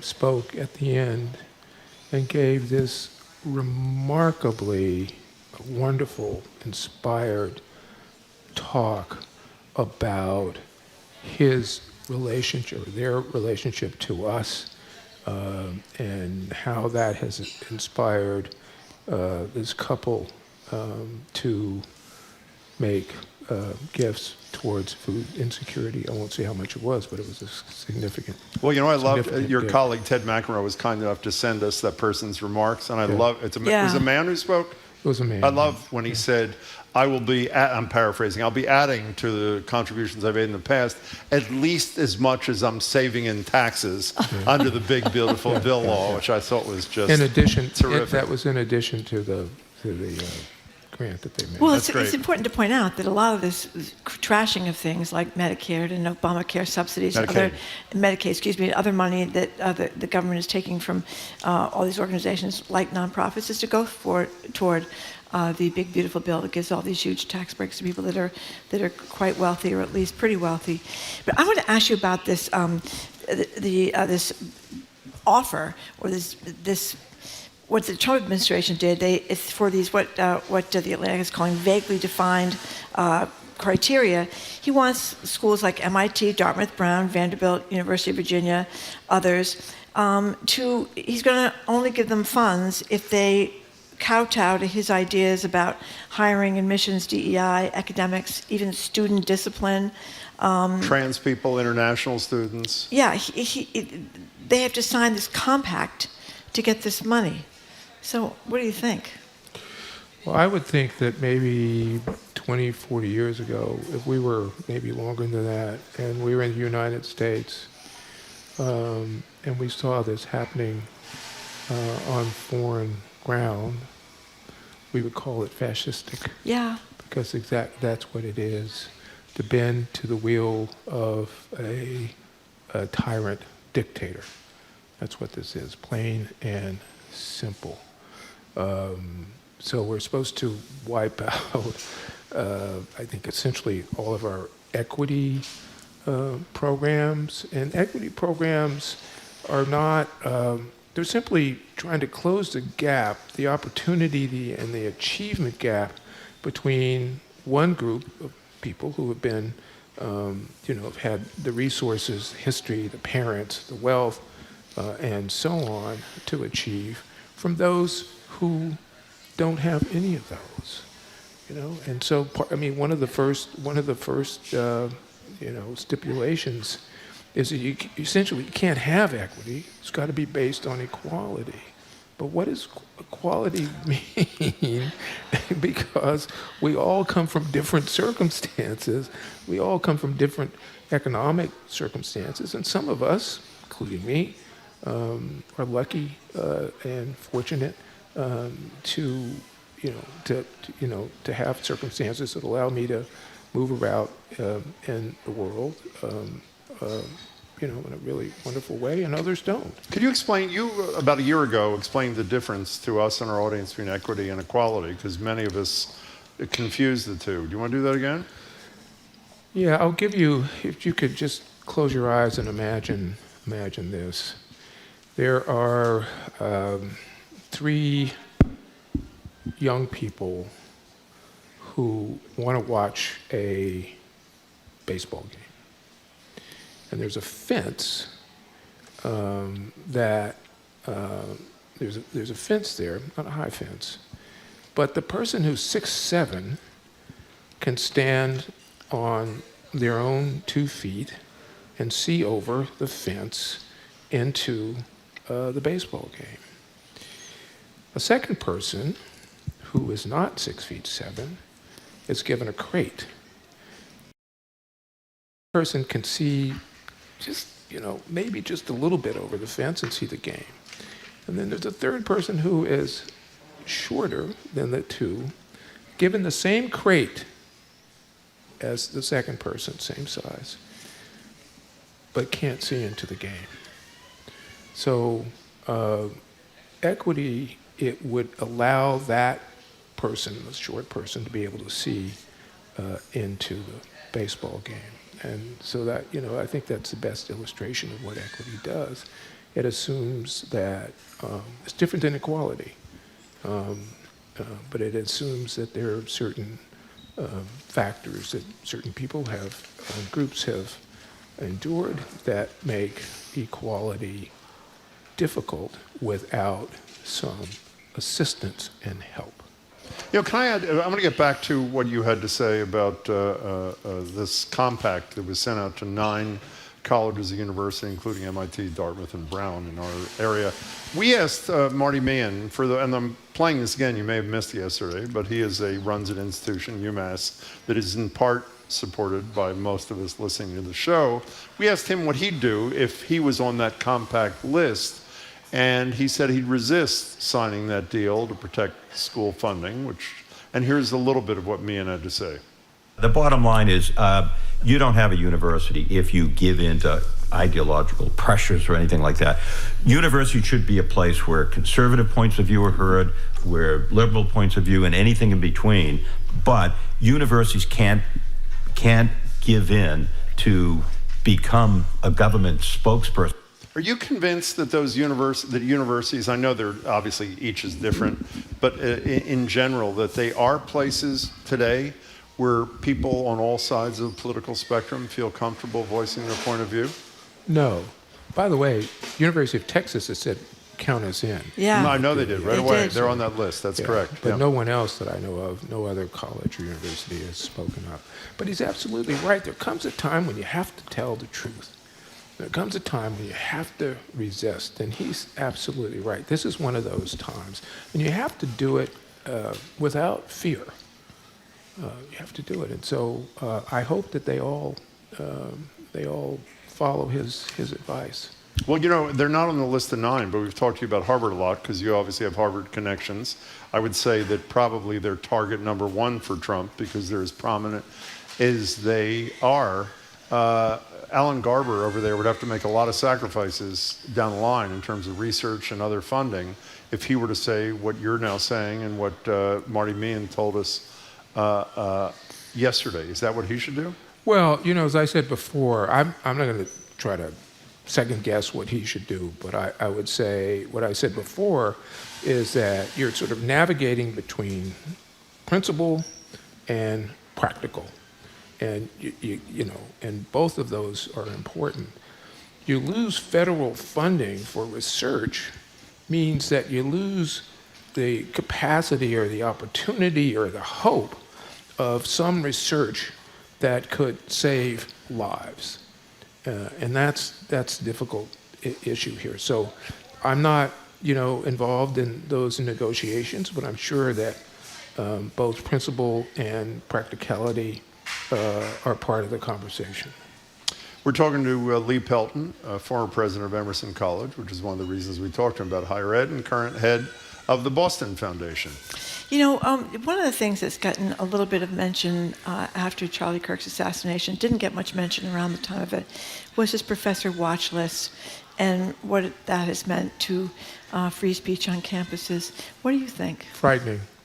Yeah. Explain to people what it is. Well, the fact that you would call out certain professors based on, some supposed ideology is frightening. Again, as I said, if we could go back to 1930 or 1940 and looking at some other country, maybe even, beyond that, we would call it what it is. Yeah. It's a fascistic state. And we are living in that kind of environment now of intimidation and fear-mongering. We only have a minute left. Can I ask you you used the word fascistic. We had a hard time saying that for the first time on this show. There's lots of language that we use now that we were hesitant to use before. Do you feel any hesitation to use terms like this in October of 2025? I used to in July, but in October, no. Good. Don't. We're in the same And why? place. Why? Because you have to call a thing what it is. Yeah. And so that's what it is. Good to see you, Lee Pelton. Keep doing it. Thank you. Thank you very Appreciate your much, time. Lee. We've been speaking with Lee Pelton, President and CEO of the Boston Foundation, a member of GBH's Board of Trustees. He previously served as the 12th President of Emerson College. Thank you very much, Lee, for coming in. Thank you. Thank you. Okay, coming up after this quick break, just enough time left in the hour for beloved and vaunted Two More Things segment. I'm kind of excited about mine today, actually. He's Jim Browdy. I'm Marjorie Egan. You're listening to BPR on 89.7 GBH, broadcasting live on youtube.com/GBH News.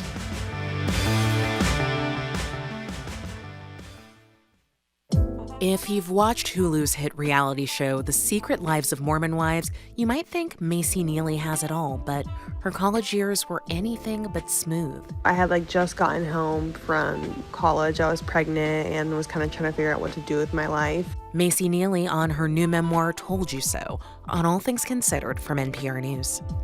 Today at 4, here on GBH News 89.7. Support for our programs comes from you. And Revolutionary Valley. On April 19th, 1775 in Lexington and Concord, the first shots of the Revolution rang out. This is the heart of Revolutionary Valley. RevolutionaryValley.org. Funded in part by the Massachusetts Office of Travel and Tourism. And Babson College, where you can advance your career with an MBA or specialized master's at the school ranked #2 best college in the United States by the Wall Street Journal 2025.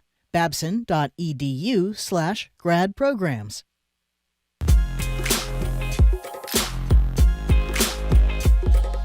Welcome back to BPR. Jim Browdy and Marjorie Egan. We're live at the library, streaming at youtube.com/GBH News. It's time for our much maligned, at least by Marjorie, Two More Things segment. Marjorie, what's your thing? Well, people probably know that Jane Goodall, she was a scientist who spent a lot of time living in places like Tanzania studying chimpanzees, and she discovered things that chimpanzees were capable of, like grief and love and making tools that we didn't know, that they, and kindness to each other.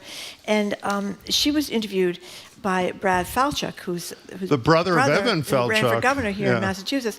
This thing Netflix is doing where people, when they die, they talk about their lives. And not when they die. They release what they said. They were not dead when yet. they were alive. That's right. They were not dead yet. Yeah. So. But it's not released till they do die. Before her death, that's right. She was interviewed. This is the interview she gave to Netflix. I'm going to play 2 clips with the understanding it wouldn't be released after she did die. And she's reflecting here on people on Earth that she could do without. Here it is. Do you have people that you don't like? Absolutely, there are people I don't like. And I would like to put them on one of Musk's spaceships and send them all off to the planet he's sure he's going to discover. Would he be one of them? Oh, absolutely. He'd be the host. Along with Musk would be Trump and some of Trump's real supporters. And I would put Putin in there. And I would put President Xi. I'd certainly put Netanyahu in there and his far-right government. Put them all on that spaceship and send them off. Okay, that was pretty good, but here's the part that I really like, because it's very hopeful in these troubled times. This is her sending that message of hope from beyond the grave. In the place where I am now, I look back over my life. What message do I want to leave? I want to make sure that you all understand that each and every one of you has a role to play. You may not know it, you may not find it, but your life matters. And even today, where the planet is dark, there still is hope. Don't lose hope. Isn't that great? You can see the whole thing on Netflix. It is her interview, recorded, as Jim said, while she was still alive, needless to say. But now that she's passed away, it's a fantastic interview. Okay, so I'm going to try to squeeze mine in. Yesterday or the day before, the Supreme Court refused to take an appeal from Ghislaine Maxwell from her 20-year sentence for sex trafficking of a minor. She was arguing that her deal was covered by the deal that Epstein cut, the special deal. Well, now her freedom, since the Supreme Court ruled against her, is in the hand of Trump. And as we know, she's done all she can to butter up to him. When she was interviewed in prison by Blanche, who's the #2 guy in the Justice Department, she said of Trump, a gentleman in all respects, and that she never witnessed him doing anything appropriate. Now, in the past, he has also said that he wishes her well. And I have to say, it's a little odd to say that you wish well a convicted sex trafficker of minors, but not odd for Trump. So yesterday, Caitlin Collins from CNN asked him if he would consider a pardon for this sex trafficker. Here's what Trump and she said. The Supreme Court is back in session. Yeah. They rejected today an appeal by Ghislaine Maxwell to overturn her conviction. That means her only chance at getting out of prison is a pardon from you. Is that something you're open to? Who are we talking about? Ghislaine Maxwell. I haven't heard the name in so long. She was convicted of child sex trafficking. Yeah, I mean, I'm going to have to take a look at it. I'd have to ask DOJ. I wouldn't consider it or not consider it. I don't know anything about it. I know, I haven't heard her name in too long, like since breakfast this morning. Yet another incredible lie. At the same time, one of his sycophants, the Speaker of the House, refuses to swear in a woman who was just elected from Arizona, who would bring to a majority the vote to force the Department of Justice to release all the Epstein documents. The point of this, by the way, is this is, again, a sex trafficker of minors. Trump is contemplating a pardon, and never once, yesterday or almost any other occasion, does he ever mention the more than 1,000 victims of Epstein and Maxwell, which is an unmitigated disgrace. And Maxwell, in some instances, participated in the sexual abuse. She did indeed, and if not, she was the setter-upper. Okay, coming up after the 1 o'clock news, we're going to talk with NBC Sports Boston Trenni Casey. We're going to talk about the latest on what seems to be a disintegrating Bill Belichick. I'm Marjorie Egan. He's Jim Browder. You're listening to BPR 89.7 GBH live from the Boston Public Library, streaming at youtube.com/GBH News.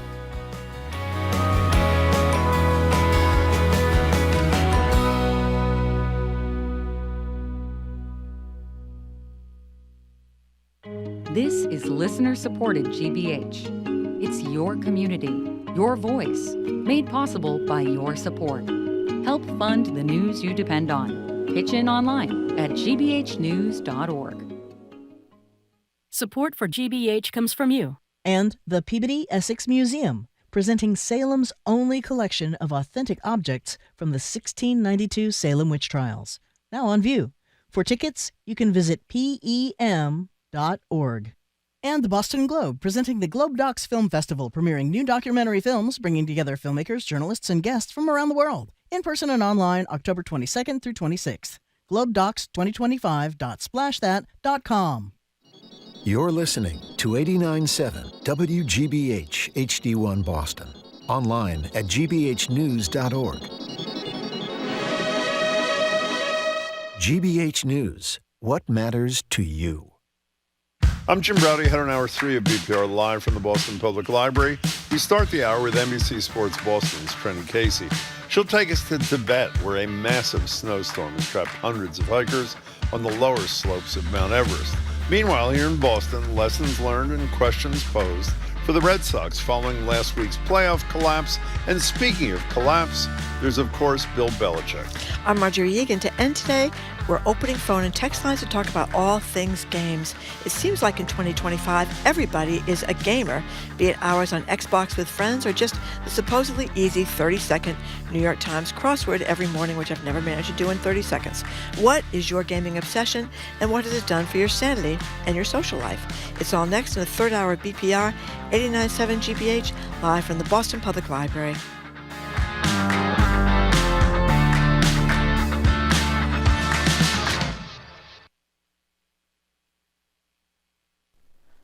Live from NPR News in Washington, I'm Amy Held. President Trump and Canadian Prime Minister Mark Carney are meeting at the White House. They're discussing soured trade relations after Trump imposed steep tariffs on imports from Canada, a top U.S. trading partner. It comes on day 7 of the federal shutdown that's furloughed 750,000 federal workers. By law that Trump signed in his first term, workers are guaranteed back pay after the shutdown ends. A reporter asked Trump whether this time around that's still the case. It really depends on who you're talking about. But for the most part, we're going to take care of our people. There are some people that really don't deserve to be taken care of, and we'll take care of them in a different way. Trump did not offer specifics. The administration has reiterated threats of using the shutdown to justify mass layoffs. Trump also said today he will be eliminating some government programs. While the government shutdown won't touch federal benefits like Medicare and Social Security, nutrition assistance for pregnant women and new parents could take a hit. NPR's Jennifer Ludden reports. The program WIC helps nearly 7 million people access healthy foods, but the National WIC Association estimates money for it will run out in about 2 weeks. After that, states will have to close the gap if their budgets allow. Lucia Graves in New Hampshire says if WIC benefits for her 4-year-old daughter end, it will be a lot harder to make ends meet. The prices of milk, the prices of eggs, the price of bread, all of these things are astronomical. So it would be a huge hit to us. If the shutdown drags out, the WIC Association says local clinics may have to triage, prioritizing pregnant or breastfeeding women and turning away preschool-aged children. Jennifer Ludden, NPR News, Washington. Today marks 2 years since Hamas militants attacked Israel, killing about 1,200 people and sparking the war in Gaza. Since then, the Gaza Health Ministry says Israeli forces have killed more than 67,000 Palestinians. U.S.-led efforts to reach a ceasefire between Israel and Hamas continue. Now, NPR's Jason DeRose says a new poll from the Washington Post finds many American Jews are critical of how Israel is conducting the war in Gaza. The poll found that more than 6 in 10 American Jews say Israel has committed war crimes against Palestinians in Gaza. It also found that nearly 4 in 10 describe Israel's actions in Gaza as genocide. The Washington Post poll surveyed 815 American Jews in early September. The findings are in concert with a poll released last month conducted by Ipsos in collaboration with the University of California, Berkeley and the University of Rochester.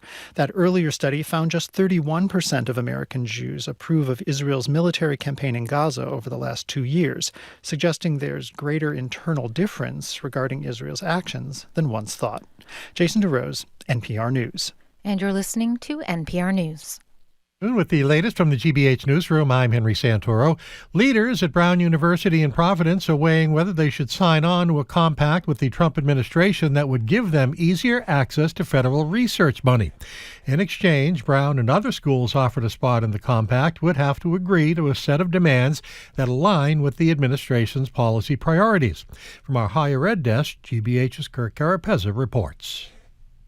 The demands include a 5-year freeze on tuition, limits on grade inflation, and capping international student enrollment at 15%. Earlier this year, Brown signed a similar deal with the Trump administration to unfreeze millions in federal research dollars.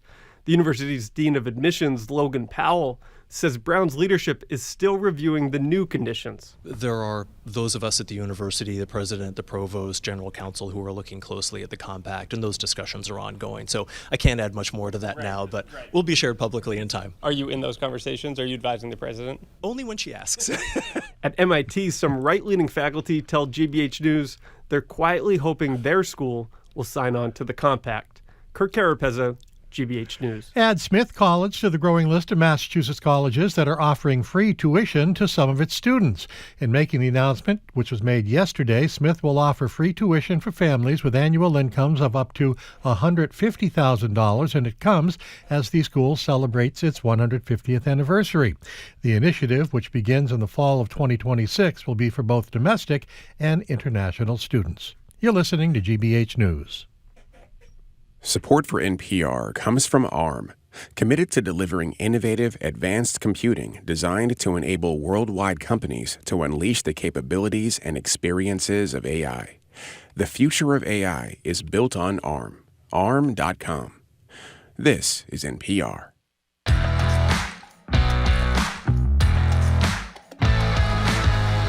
Welcome to hour number 3 of Boston Public Radio. Jim Browdy and Marjorie Egan live from the Boston Public Library, streaming at youtube.com/GBH News. We will also be back here on our usual schedule tomorrow and Friday. Hello again, Jim. Hey, and before we get started, we're going to talk to Trenni Casey in a second. And before we do that, at the end of the hour, as we do every day, we'll have a call-in topic. And even though you have absolutely no idea what the topic is, in case you want to call in, write down the number now, 617-329-4328. It's only for today, we hope, because the regular number, who knows? And it has letters that you can match to it. I know. What are they again? 617-DAY, like D-A-Y, day, I, as an I, eat, E-A-T. I like that. Love that. In any Day case, I eat. Today we're joined, not right now actually, we're joined by Trenni Casey, anchor and reporter for NBC Sports Boston, and a BPR contributor. Hi, Trenni. Hi, guys. Hey Hello, there. hello, Trenni Casey.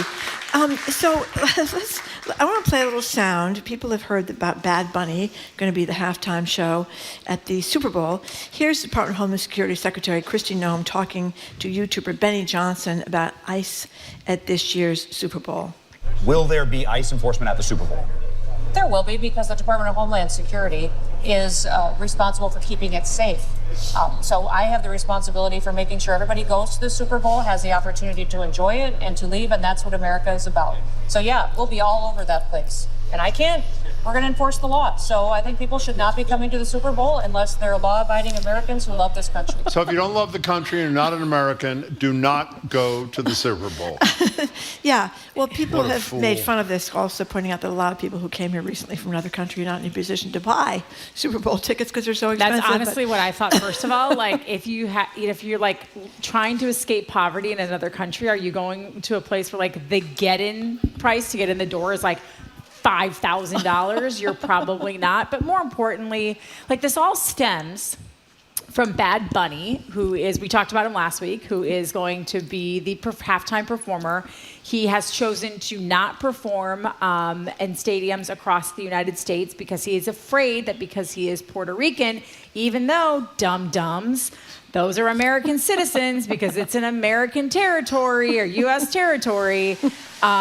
He knows that many of his followers are Latin and may be undocumented, so he has chosen to not. So now they're like, oh, well, we're going to send ICE to all of your performances, and we're going to send ICE to the Super Bowl because Bad Bunny is going to be there. And it's like, no one goes to the Super Bowl for the halftime show. Like, that's not, people go because they're rich.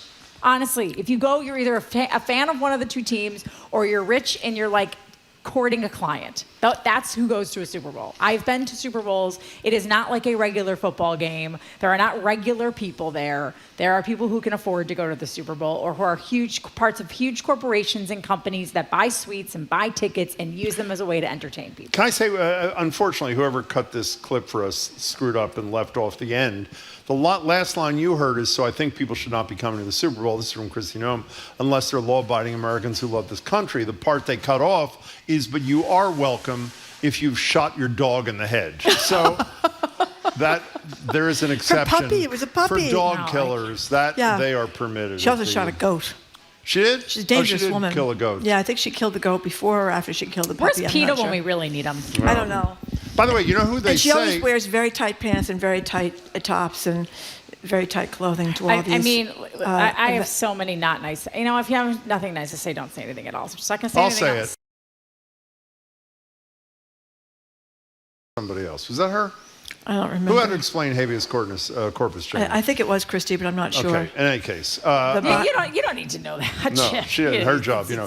Okay, we never talk about like in traditional sports radio terms about the local teams because you can go to sports radio to hear that. Having said that, we're going to make an exception because Sunday night I only watched a little bit of this game.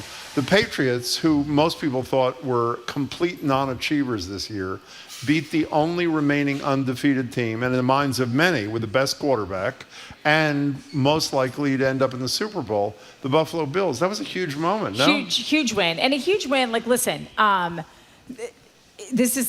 this is, I think, changed the expectations for a lot of people. I think most people felt like, okay, now you're on your third coach in the last 3 years. You fired Bill Belichick, and then you replaced him with Gerard Mayo, which was a complete disaster, and then you replaced Gerard Mayo with Mike Vrabel.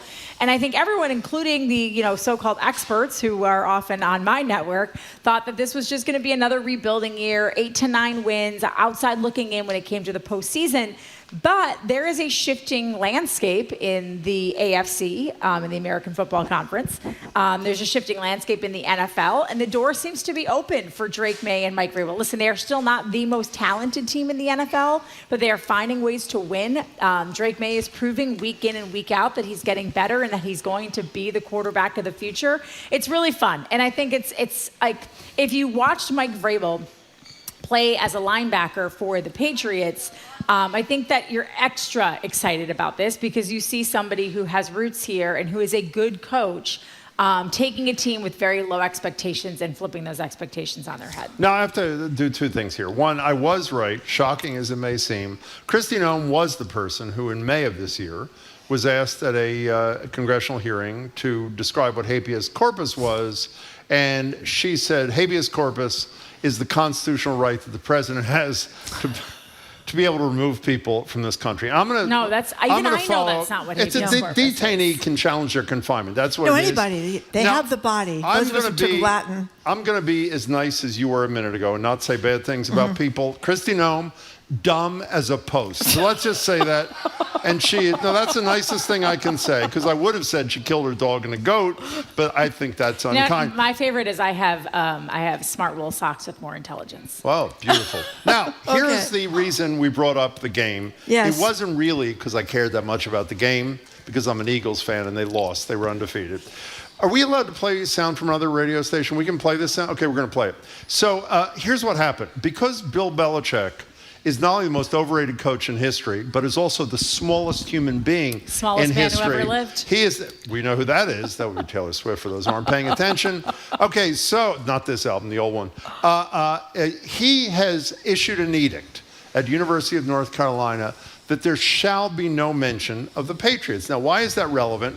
Because who was the quarterback of the same college that he is running right into the ground? Drake May went to the University of North Carolina. Who had a star turn in Buffalo. Here is Scott Zolak, who is now on 98.5 The Sports Hub, former quarterback of the New England Patriots. Here's what he said about Bill Belichick during his show, again, and as I said on the Sports Hub. I want to not believe it, but based on the track record of what transpired prior and the pettiness, that this is truly coming from the petulant old man. You're not going to honor this kid on his coming out party in the National Football League on a national stage, but you could have him come to your camp and stand there and take pictures with him. This is pathetic. This is sad. It's embarrassing. It really is. It doesn't get any worse than this. I couldn't be any happier. A petulant old man, which is, what'd you think of that? As the kids would say, no. This sound is from yesterday, and it should be noted that the first report of Bill Belichick banning any of his players or the university from posting on social media about anything Patriots related. That report came out at 8 a.m. And by that point, the University of North Carolina, which these universities are very, very quick. If they have a pro athlete who went to their university, they are on it. They've got posts up really quick. Look at what University of North Carolina alum Michael Jordan did. Look at University of North Carolina Drake May did on Sunday Night Football. Like, it's as it's happening. So as of 8 a.m., there was no mention of Drake May on the University of North Carolina social media channels. By 10 a.m., 2 hours after this post came out and this report that Bill Belichick had banned or had told the university that he doesn't want it, they had something congratulating Drake May about what a great job he did and what a great alumni he is and yada, yada, yada. I don't understand. Listen, and it's not fair. I hate when people always blame, like, the romantic partner, the life partner of someone. However. Like it's not always like a Yoko Ono situation, right? Like it's not always the woman's fault. But in this case, I think it's the woman's fault. Like she's a 23 or 24-year-old. Like this is the muck that they walk around in, right? Like Gen Z loves to have diss tracks and get into it with people and slam people on social media and like use it as some sort of currency. Bill Belichick himself is not sitting at home thinking, you know what I'm going to do to punish the Patriots? I'm not going to let anybody post anything about the Patriots. Like, he's not thinking about that himself. That is coming from someone else. And I can assure you it's not coming from 60-something-year-old Mike Lombardi either. It's coming from his 23-year-old, 24-year-old muse, Jordan Hudson, who, by the way, was also seen on the sidelines before the game talking to the ACC commissioner. And today, guys, more information, and we're bearing the lead here. Bill Belichick's team got absolutely blown out again over the weekend. They lost like 34-6. It was 28-3 at the half. 38-10, I think. 38-10, which is funny because we all, of course, remember 28-3 was the famous Super Bowl score. The Patriots were trailing against the Atlanta Falcons and then came back in Houston and won in overtime. Well, he was down 28-3 again and then got killed 38-10 to a Clemson team that's struggling. So today, WRAL, which is one of the television affiliates in Charlotte, is reporting that it is absolute chaos behind the scenes, that there's no message, that parents don't feel like he's coaching their kids, they don't have access to them, that Steve Belichick, his oldest son, like nobody wants, like it's just like nepotism, although they do like his other son, Brian, like it is falling apart at the seams, and many people, like smart football people, think he may not last the season in North Carolina. And by the way, why are you laughing, Marjorie? Because Jamie just sent me a note. It had nothing to do with you. Yeah, you can't read that. Believe me, I would not read that on the air in this current environment here. Okay, so can we stay on this for a second, only because it makes me happy? People are going to say, Jim, please, are you going to say the same thing you say to Trenni every week? That he's nothing without Tom Brady? That he's nothing. Yes, I am. And the reason I am is because a person who is much more knowledgeable than I, who I would say is one of the 2 or 3 best broadcasters in America, who is a local boy, Sean McDonough, who is brilliant. He does everything, by the way. He's just brilliant. Son of Will. Son of the legendary Will McDonough, used to work the with Boston him. Globe. Yeah. Right, he used to be in our radio station, he was our in old our radio station, tuna with Barnacle. bake-off. He was the judge of the tuna bake-off. That's right. And he ruled against Barnacle. You did not win. Oh, you did against Barnacle. I you did. Yes, That's right. because it was the driest thing in the history of the world. Barnacle made tuna fish with In any no case, mayonnaise. Sean McDonough was saying, and correct me, this is a paraphrase, is not only Barnacle doesn't believe in mayonnaise, he doesn't. He's an anti-mayonnaise guy. And he's an Irishman. He should. Yeah, so I love mayonnaise. Put mayonnaise on everything. We all anyway. love mayonnaise. So what McDonough, correct me if I'm wrong, if I'm exaggerating this, because I may, is saying not only is he hurting his legacy by how disastrous the team is at UNC, but his legacy was questionable before. Yeah. And McDonough himself, thank you, does what I do, which is says, how did he do without Brady in Cleveland before? He was a loser. How did he do after Brady left, when Brady goes and wins the Super Bowl in Tampa Bay, and he has a horrible record, very poorly. So is there a point at which, and by the way, he won 2 Super Bowls as an assistant coach. I haven't said this before. He's a defensive coordinator with the Giants. Who played for him at the Giants? The greatest defensive player of all time, Lawrence Taylor. Where did he go to school, by the way? UNC, I think, exactly. Oh, I think. So he has Listen Lawrence. to you, he has Jim, Lawrence. Mr. Football. I'm becoming today. a student of Bill Belichick. He is the son-in-law almost of Toys of Eros in Provincetown, obviously, as we know. That's right. Because, that's right. No, because Jim was at Toys of Eros. I did. In Provincetown. Again? I've gone in twice to ask for Jordan's mother. Sure you have. And I have. I totally have. Sure that was the main I see what you're saying. He has That's a right. very incriminating Visa bill, I understand. Well, whatever. I don't use Visa. It's Amex. Is that a whip sound? Amex. Thank you. Me. Thank you. It was whip sound. That's what you get there. In any case, you're with me, right? I am with you. Listen. So why aren't other sportscasters saying I was wrong? It's time to say the guy's a fraud. So I don't know if the guy's a fraud. I think that maybe it is fair to say that it wasn't always equal parts Bill Belichick and Tom Brady. Like, that's always been the narrative, right? That it was equal parts, that one couldn't have done it without the other, except one did do it without the other. That's right. One, Tom Brady, immediately went to another team and immediately won another Super Bowl. It was great. So it's like, to me, it's really hard. Now, I do sort of understand, like Tom Curran will say this all the time. He's, one of our Patriots insiders, that the first 3 Super Bowls were definitely were as much driven by Belichick as they were Brady, but the final 3 Super Bowls were much more driven by Brady than Belichick.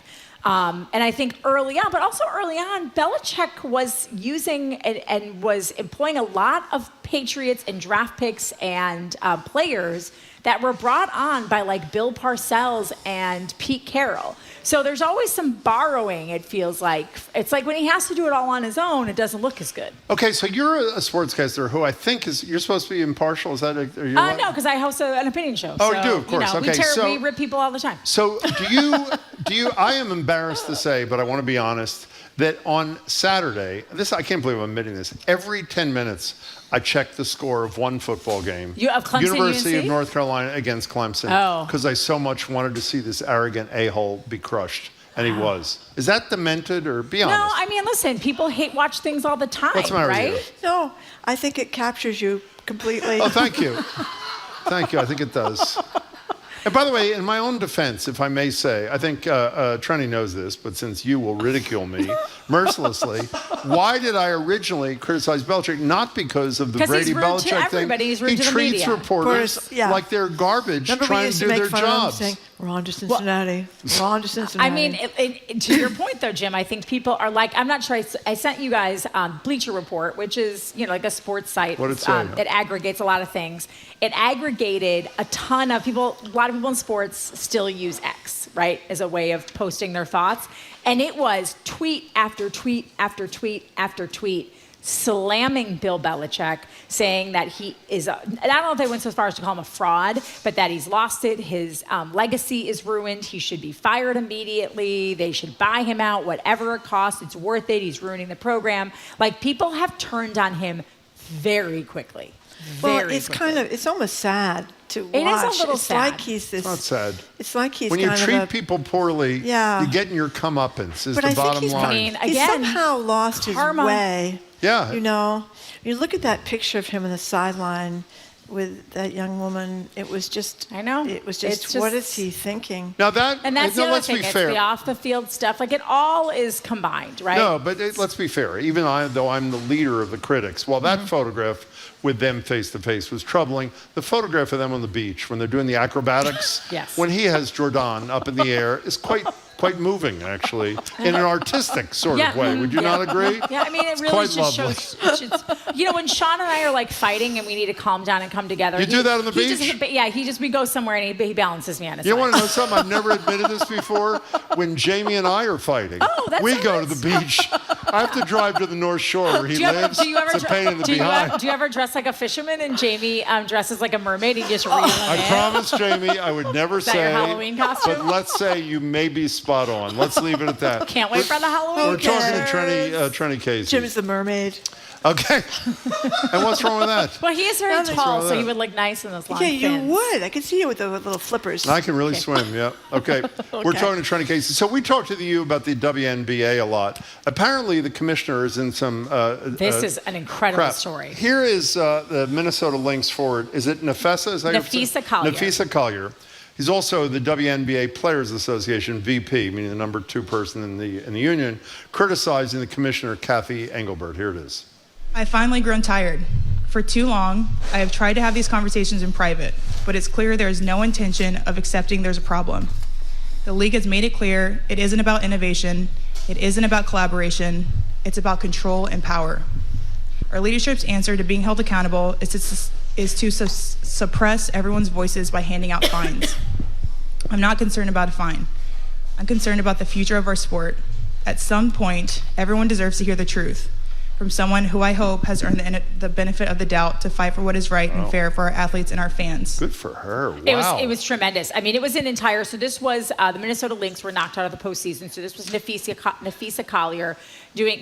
There's the locker cleanout day after every season ends, and then you go and you talk to the players one last time. This was her media availability, and she laid it all out there. I mean, one of the greatest criticisms that she talked about was this unfair treatment of players in terms of salary and how they have to have all these other things they do, that they don't protect their star players enough, that look at Caitlin Clark, she's such a value to this league, and we're letting her get knocked around all over the place. And then Kathy Engelbert clapped back and said, if it wasn't for the WNBA, Caitlin Clark wouldn't have that deal with Nike. It was one of the most tone-deaf responses I've ever seen in professional sports. Caitlin Clark, for a while, stayed quiet and then basically thanked Nafisa Collier. Many players, no one came out, not a single player came out that I read, came out in support of Kathy Engelbert or the league. They all came out in support of Collier. And this is noteworthy, guys, because there is a chance the WNBA locks out and demands. They're in the middle of collective bargaining right now. And they have, the players have a ton of leverage. Like, you're talking about the biggest television deal of all time, soaring ratings, merchandise sales, like everything that other pro athletes use to their advantage when that takes that leap to get more money for themselves. Like right now, Kayla Burton, who is one of our on-air talent, her sister Veronica was the most improved player in the WNBA, won the AP award and the WNBA award for that. She was part of the Valkyries. And her sister is going to go back to San Francisco to work in like their marketing department so that she can make more money on her contract. So many athletes have to go overseas if they want to. If you're not a Caitlin Clark or an Angel Reese or a Nafisa Collier who have these big marketing and promotional advertising deals, you don't make that much in terms of what the WNBA is pulling in. So this, to me, the fact that she is so angry and players are coming to her side indicates to me that the league is in for a fight. Can I just say, the reason that Brittany Griner was ended up in Russia was because she had to go over there. Because she had to earn additional money because she wasn't earning enough in the WNBA. And she's a huge star in the WNBA. And I always point back to, and I know we talked about it a long time ago, and I'm not going to try to remember or recite the numbers, but a Harvard economist wrote a column in the New York Times talking about what types of salaries. She doesn't argue that the WNBA players should be paid what NBA players are because the revenue was not there. Sure. But she did draw a parallel to at least like a percentage of what they should be getting. And what they should be getting is significantly more than what they're making now. I mean, it's just this, to me, Kathy Engelbert has to go. And I wonder if this will be the first domino to fall in. Just one thing, because I don't know. It was written by David Berry, Berri. I thought it was a woman. Oh, well, maybe I missed. But I could be wrong. I could definitely be wrong. Why do the referees allow her to get batted around so much, Caitlin Clark? I have no idea. Honestly, it's not the league's fault. Collier was also mad because she injured herself and was not available for the Lynx final playoff game because she took a hard foul as well. She just feels like, so I think Kathy Engelbert was trying to argue that physical play is what people want. It's part of the league. But what Collier is saying is not at the expense of your best players. Like, we don't want to soften the game, but we want to make the game. It's not a boxing match out there, right? Yeah, but you always see in the NFL, which is different, obviously, but protection to the quarterback. But the NBA. Guys like Jason Tatum, superstars, Luka Doncic, LeBron. How many calls does LeBron James get up and go like this to? Because he's so used to getting every call in his favor. Because those leagues, whether they would never admit it, but they favor the star because they know their ratings and their popularity are driven by your best player, not your 12th player. We only have 15 seconds. I saw Tatum's back in the elevator. I know. I heard. So I read last night or heard last night or something. LeBron James may retire today. So apparently, I thought was it at noon? I don't know. There was some, maybe it's like, he's out on the West Coast, maybe it's noon. Their time, but they are doing, he's like, an announcement. Remember the last time he did that big announcement? Sure. I have to ask Marjorie one really quick question. Did you listen to the song Wood, and did you learn a lot about Taylor and Travis's, you wanted to know on the new album if you would learn a lot about Taylor and Travis's relationship? No, I listened to Actually Romantic. Well, has nothing to do with... Wood. Listen, just look up Wood. Oh, an odd sort of name for the song. I think we should move on. Am I going to learn something about... you're going to learn something, Marjorie. Just search it. You'll find lots of content. It's on my Spotify on the way home. Okay. I would also just Google it.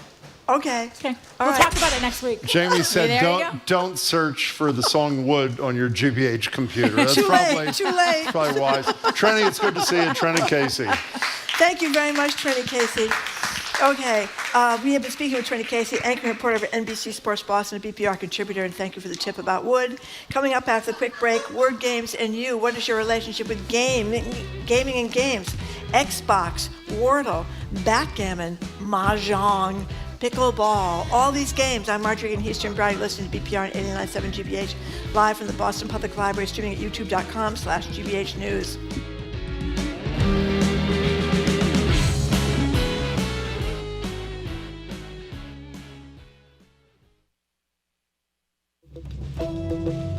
I'm Arun Roth. Coming up on GBH's All Things Considered, ICE is detaining migrants in Burlington, and now town leaders are looking to censure the agency.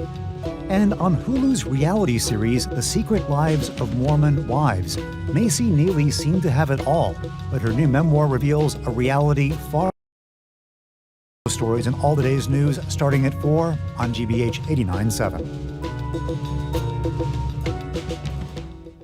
Our programs are made possible thanks to you. And Dover Rug and Home. Rugs and carpeting for today's lifestyle with in-home rug trial and design consultation. Dover Rug in Natick, Boston, Burlington, and online at doverrug.com. Dover Rug. Rugs and the people who know them. And Babson College, where you can advance your career with an MBA or specialized master's at the school ranked #2 best college in the United States by the Wall Street Journal 2025. babson.edu/grad programs.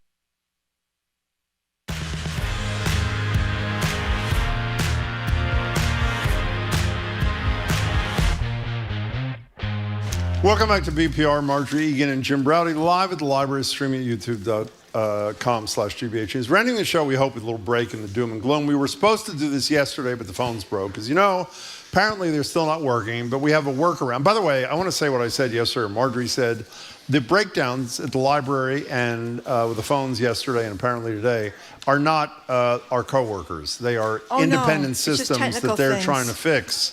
And we give them great thanks for their efforts. Yeah, one of them's in New York. Whatever. So in any case, here's the deal. Write this down or shake your head in disgust, whatever you choose. You can text us at 877-301-8970. It's a normal number. But you can't call us there today. You have to call the backup number, 617-329-4328. Say it again, Jim. 617-329-4328. So, want to hear from you about the games you play to get you through a difficult day. The little things that are part of your routine that help you take a break from it, train your brain to keep it sharp. Our inspiration comes from a Boston Globe piece about the unifying powers of a simple game of trivia. Nothing like a set of agreed upon facts and rules to bring people together. Now, I love games. Actually, I'm not going to say this for reasons I will not share with you. In any case, do you play games yourself, solo, for example? And I do. I'll tell you which ones I do. Or, for example, like my daughter and her husband, my older daughter and her husband, are big board game people. In fact, I told you they went to that convention in Indiana. 70,000 people in Indianapolis for this board game convention. What board? All games. All board games kind of thing. It's only a game here on BPR. Text at 877-301-8970 or call us at this backup number for a day, 617-329-4328. I didn't explain that really well. Do you play games? Do you play them by yourself for solitude fills and bringing you peace and satisfaction? Do you play them with others? And what role do they play in your life? So let me start right away. I used to play Wordle. And Marjorie, you know why I stopped playing Wordle? Why? You're going to really criticize. Why? Too easy. It really, I'm sorry. It is too easy. I knew you'd, okay. Too easy. And Marjorie, of course, when I mentioned this morning, did some research. And what did you find in a minute? Well, there's a porn Wordle. I can't believe you haven't played called Loodle. Loodle. L-E-W, as in lewd, lewd. That one's not that easy. L-E-W-D-L-E, yeah. And they have words on it, like Spanx. Okay, fine. Now, the game that is not too easy for me that I play, and I think you play from time to time, is Spelling Bee in the New York Times. Yeah. Now, let me explain what happened with me. Okay. Spelling Bee gave me great satisfaction because you can do it by yourself, you're relaxed, it fills time, until I found out that I never have solved the whole thing, ever. Neither have I. Okay, and then I find out when I was texting with a common friend of ours that he solves it, and he sent me proof every single day. And you know what that caused me to do? Stop playing Spelling Bee. So the joy that I got out of the game disappeared because it wasn't satisfying anymore. So I hate board games. Yep. I like crossword puzzles. There's behaviors in solitude too. I don't even know what you play or if you do play. Well, what do you do? At the end of the day, kind of to reward myself after I've read all my stuff I have to read for work, and at the end of the day, then I play the games. I play the mini crossword because it's really easy and you can finish it in like 2 minutes. It makes me feel good. And then I play Wordle. And Spelling Bee is frustrating because I can get the easy 4-letter words. It's harder for me to get like the 8-letter words. But some people, like my sister, they're just good at this. They have a pentagram in the Spelling Bee. Yeah. And she can just see it and get the pentagram almost right away. I think that's from years of doing crossword puzzles. She can do it. But I love games. Are you frustrated when you can't do the whole thing? I love crossword puzzles, but I don't think I've ever done a whole Sunday New York Times puzzle. I occasionally am able to do the whole daily one, usually on the easy days. but Well, not you have the hard to, days? on the Sundays, you have to figure out the clue. Yeah. And Well, I grew up in a house with a mother that she competed every Sunday morning among all her friends to finish the crossword puzzle first, and she did. She was really good at that kind of stuff. Do you play board games? I used to. I used to love board When games. your kids were young? Not chess. I never could play chess, but I played backgammon. I was really good at cards. Yeah. I used to do a lot of card tricks. My kids play cards. I like to play checkers. And You like doing a game by yourself or with other people? No, well, the only things I do by myself are the Wordle and the crosswords. But I think they're great. I mean, I think they're really fun. They can be frustrating, but they can be really fun, kind of a reward. But this guy wrote this very funny story, talking about how it was for theringer.com. It's a website. He talked about how online word games are ruining my life because he's become obsessed with them. I mean, he thought the word game passion for him would be a fling, and it's turned out to be an affair that goes on and on and on. And he gets very down on himself. They give you your scores on these things, right? If you do Wordle all the time, and they'll tell you how many days in a row. How many days? Well, how many times you've solved the Wordle word. Yeah. In 3 tries or 4 tries, and this person is obsessed because if they go through 4 tries, it makes them feel like they're not very good at it. Okay, last question before we take a call or two, we hope. 617-329-4328. Do you ever, I hesitate to ask this because it'll probably get me in trouble depending on the answer, do you ever not solve Wordle? Yeah. I've not solved Wordle, really? And I feel like a real dope. Yeah. But you know, sometimes it's really hard. This person gives a great example. It's never hard. Somebody should have the last 3 letters of the word like AKY, and you tried out different variations that can go before AKY. So just take a guess. If it's AKY, what would the first 2 letters be? Spanky. Well, that's not wrong. That's not correct, Jim, because that would be ANKY. Okay. So he points out that you might get down to the end. No, that you might get down to the end, and you'd think it would be shaky, right? Shaky, of course, that's what I meant. But it wasn't. You know what the word was? No. Snaky. Exactly. SNAKY. So that upsets me. Sometimes Wordle is very difficult. Very difficult. And then you might not often. Well, sometimes. Well, you know, listen to you. Okay. So here's an anonymous texter. Spanx. Somehow I don't think that's the only word on Loodle, well, Marge. It's not, but it's the only word I could probably say on the radio because it is actually a pornographic version of Wordle, and who knows who's playing that. Okay, anyway, so we actually have a caller. It's shocking. Yep. Roy in New Bedford figured out how to call on our special super duper number. Welcome to the show, Roy. How are you? I'm doing well, thanks. Thanks for calling. Having this conversation. Good. So I love board games. Board games and board game culture has really had a renaissance in the last couple of decades, and it's a phenomenal pastime. I've played games through online portals that really took a resurgence in COVID, but I'll also play sometimes solo. There's a lot of board games that have solo options now as well. Oh. What do you get out of it? You love them. I can tell. You said it. What do you love about board games, Roy? So you have, first and foremost, the interpersonal aspect, being able to negotiate and interact with people on a mildly competitive but social and negotiative level. Really just hits it for me as far as a social experience, as well as the puzzly aspect of whether you're working with someone, against someone, negotiating and strategy. Those are all great, and there's so many wonderful, inventive, puzzly ways to do it. That's great. That was the best endorsement I ever heard. Roy, thank you. What's your favorite? Before you go away, what's your favorite game? Gaia Project. Who? You've probably never heard of it. What's it called again? Gaia Project. How do you... Gaia Project, GAIA Project. Yeah. It's a space-themed game. You have a different space civilization. You build buildings to expand through space. You gain resources depending on which buildings you built, and you negotiate by spending knowledge to get different resources to make different things better for you to build and expand and score points. Now, before you go, Marjorie just asked me to ask you. She just sent me a note. Is there a pornographic version of that game? I did not ask any such thing, Roy. Roy, thank you for the call. That was excellent. You know, but a lot of texters, and by the way, the phone number, if you're trying to get through, we apologize, it's different today, 617-329-4328.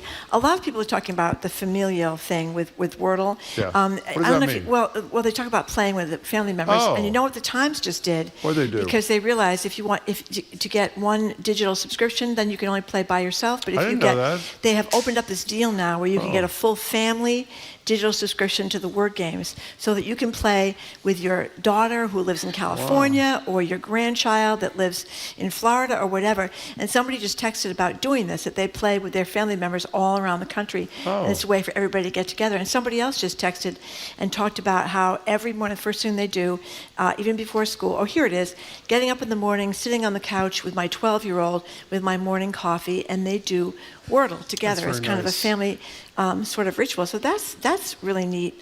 And somebody talked about it as a way to recover.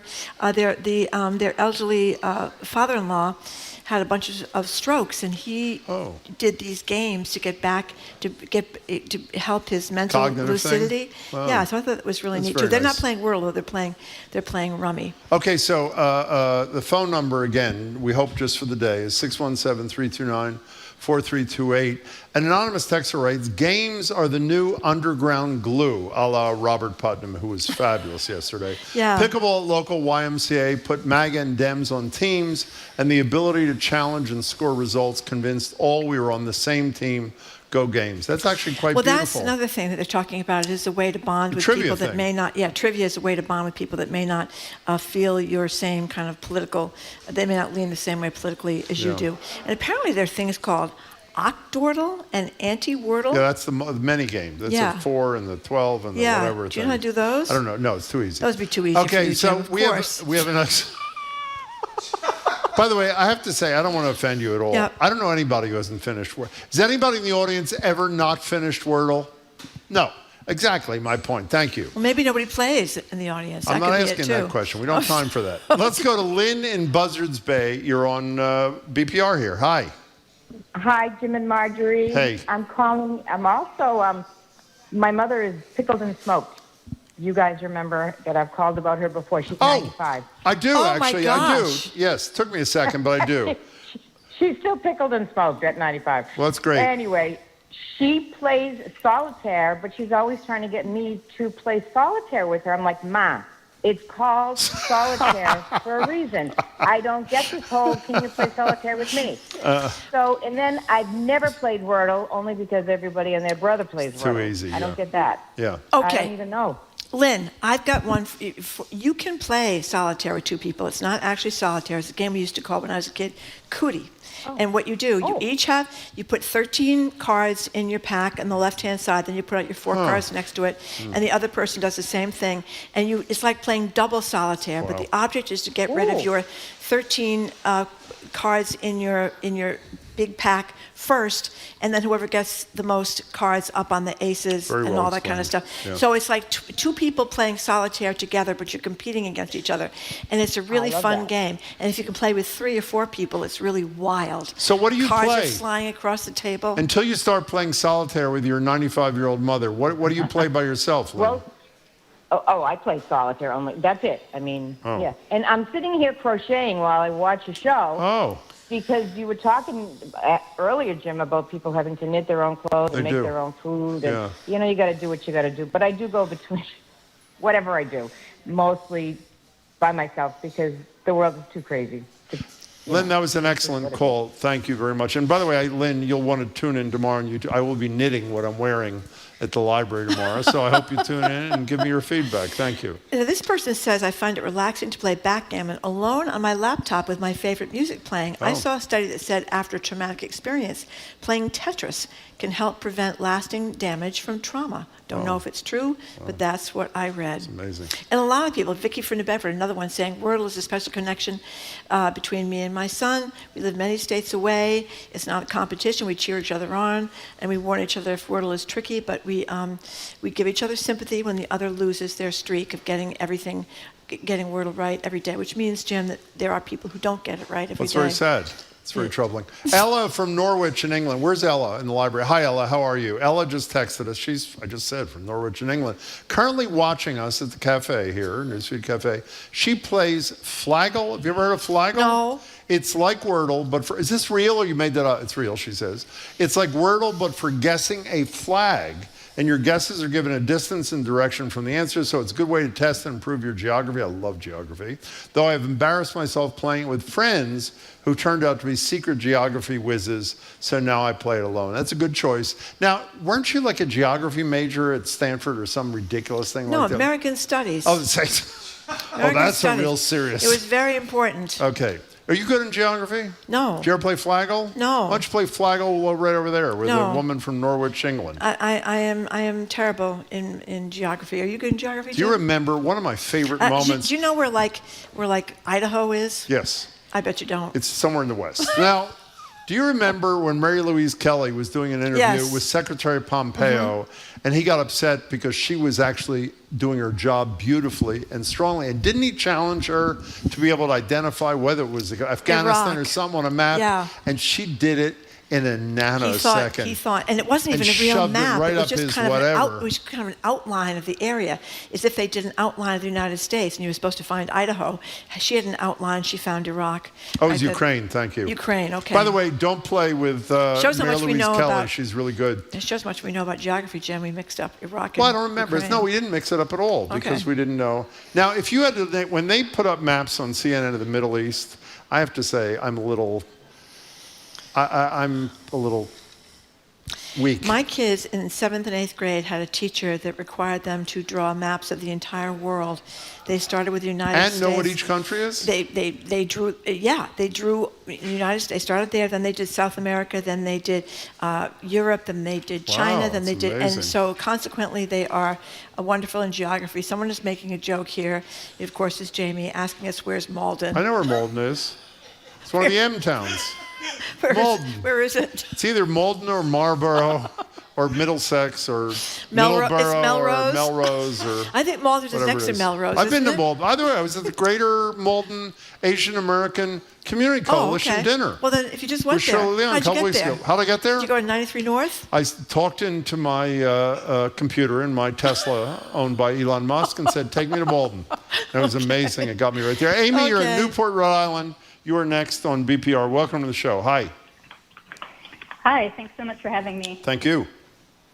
So I wanted to share with you guys just a plug for your local library. Please. Because I have triplets who are 9 years old, and we try really hard to make sure we go as tech-free as possible. Mm-hmm. So we go over to our local library. It's fabulous. We either check out or we borrow some of their games. But frequently the rules are really complex, and I don't have time to explain them to them. So we just make up our own rules. We'll spend hours playing by a new set of rules. I love that. And we all leave happy, and we haven't been on our tech devices at all. So what games? That is great. What games do you play?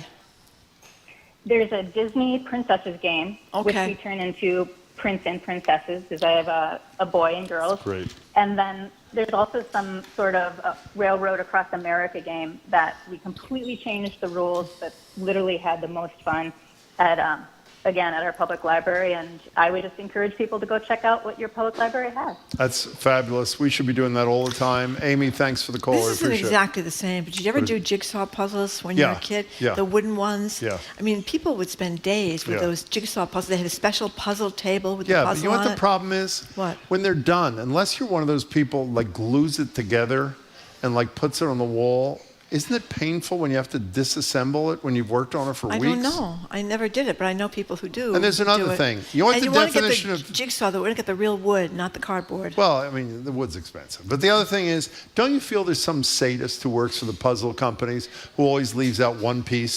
So you spend like weeks on the damn jigsaw puzzle, and then it's not there. It's really Is Lego sad. considered a game?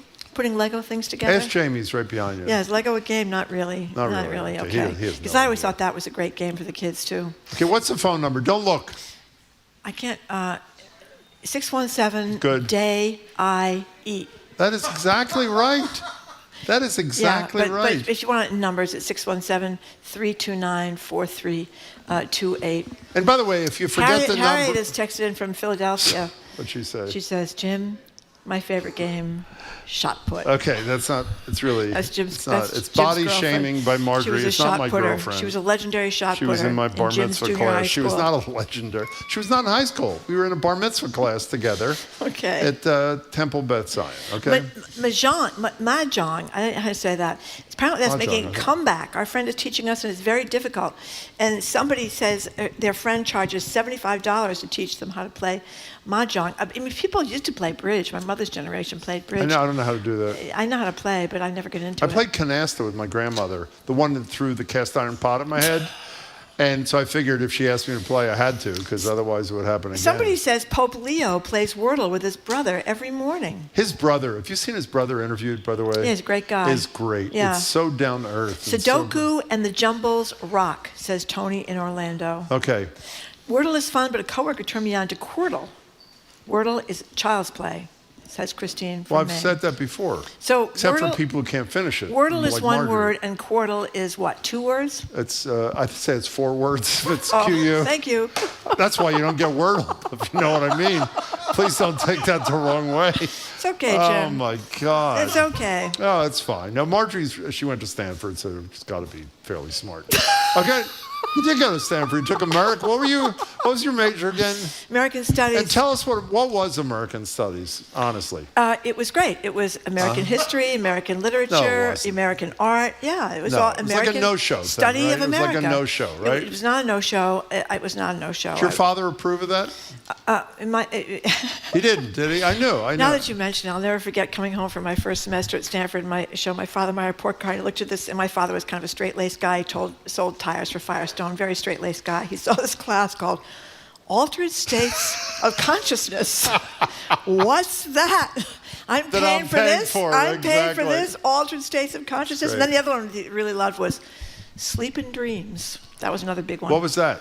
It was studying about sleep. And it was Well, that's a real thing. I really learned a lot. Yeah, I really learned a lot. But that was not American Studies. Yeah. Okay, 617-329-4328 is the number. Yeah. We don't have any phone calls, Jim. No, you know why? Because no people one don't knows know the the phone number. number. Yeah. By the way, call any number you want and just hope it gets you to us. That's the other thing.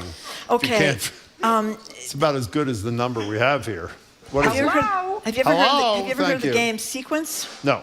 Yeah, What is that? This person says, Mary and Dennis says that she began playing this with their grandsons, and now as teenagers, it comes to video.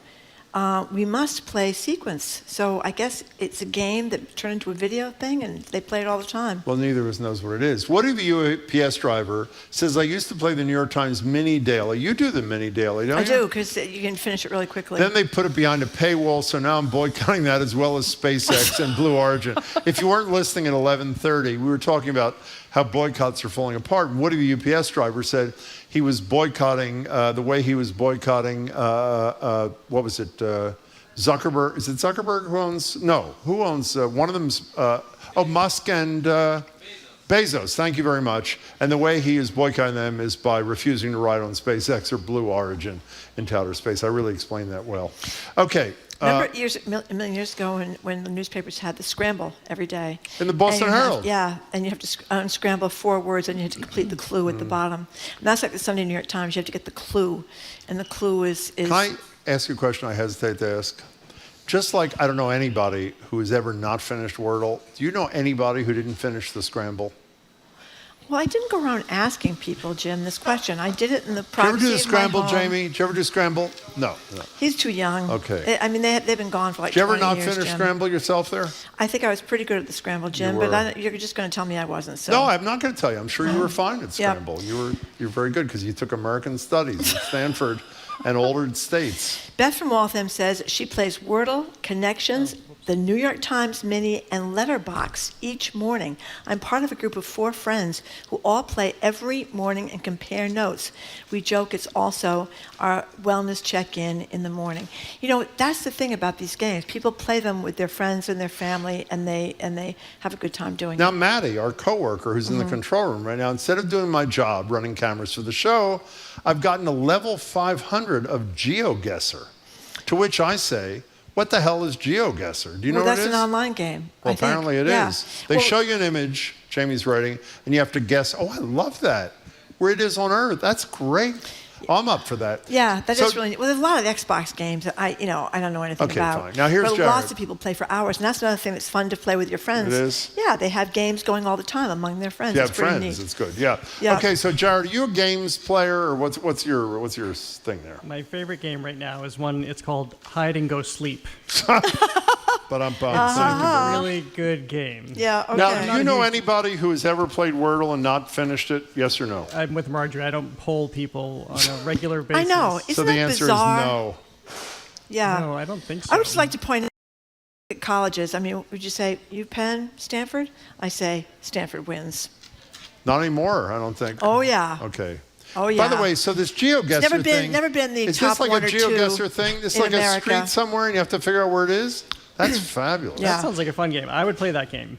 Okay. I don't really do the others. By the way, can I tell you something? Jill Lepore Yeah, she was great. spectacular on your show yesterday. Yeah. I cannot wait to get the book about Constitution and the notion that the drafters of this damn thing thought that amendment was what we should be doing rather than what we shouldn't be doing. It was great.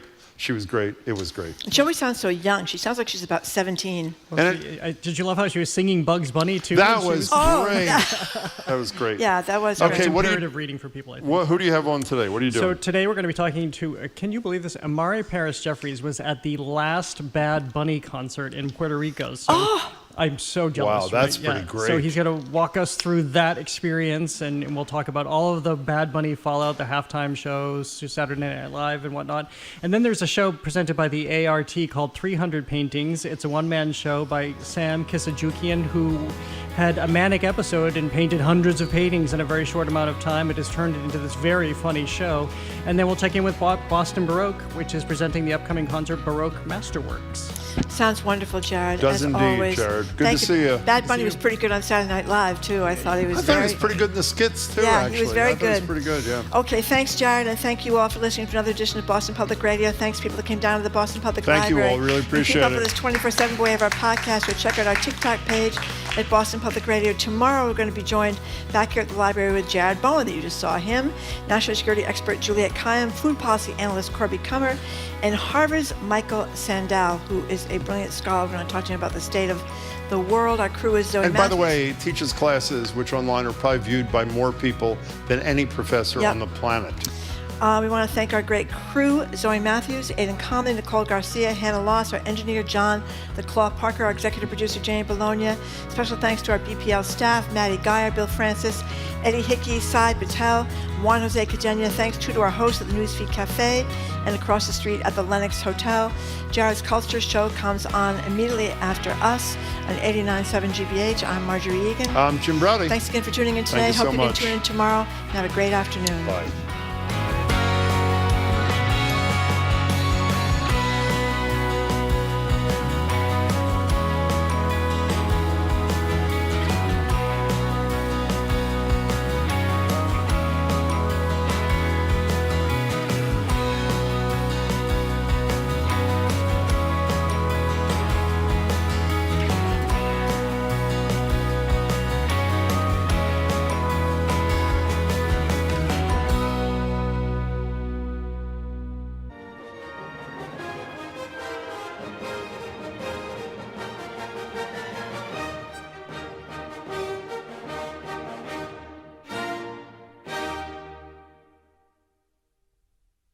Schumann's Rhenish Symphony with John Elliott Gardner and the Revolutionary and Romantic Orchestra. Support for WCRB comes from you and Newbury Court, serving Concord, Massachusetts for 30 years as a not-for-profit continuing care retirement community. Newbury Court is committed to creating active, independent lifestyles for older adults. Near Emerson Hospital and the Sudbury River, Newbury Court residents can enjoy scenic and historic Concord and over 200 monthly activities. More at newburycourt.org. Tonight on GBH2, Frontline follows 3 families who navigate an economy with more obstacles than opportunities and shines a light on the realities of growing up poor.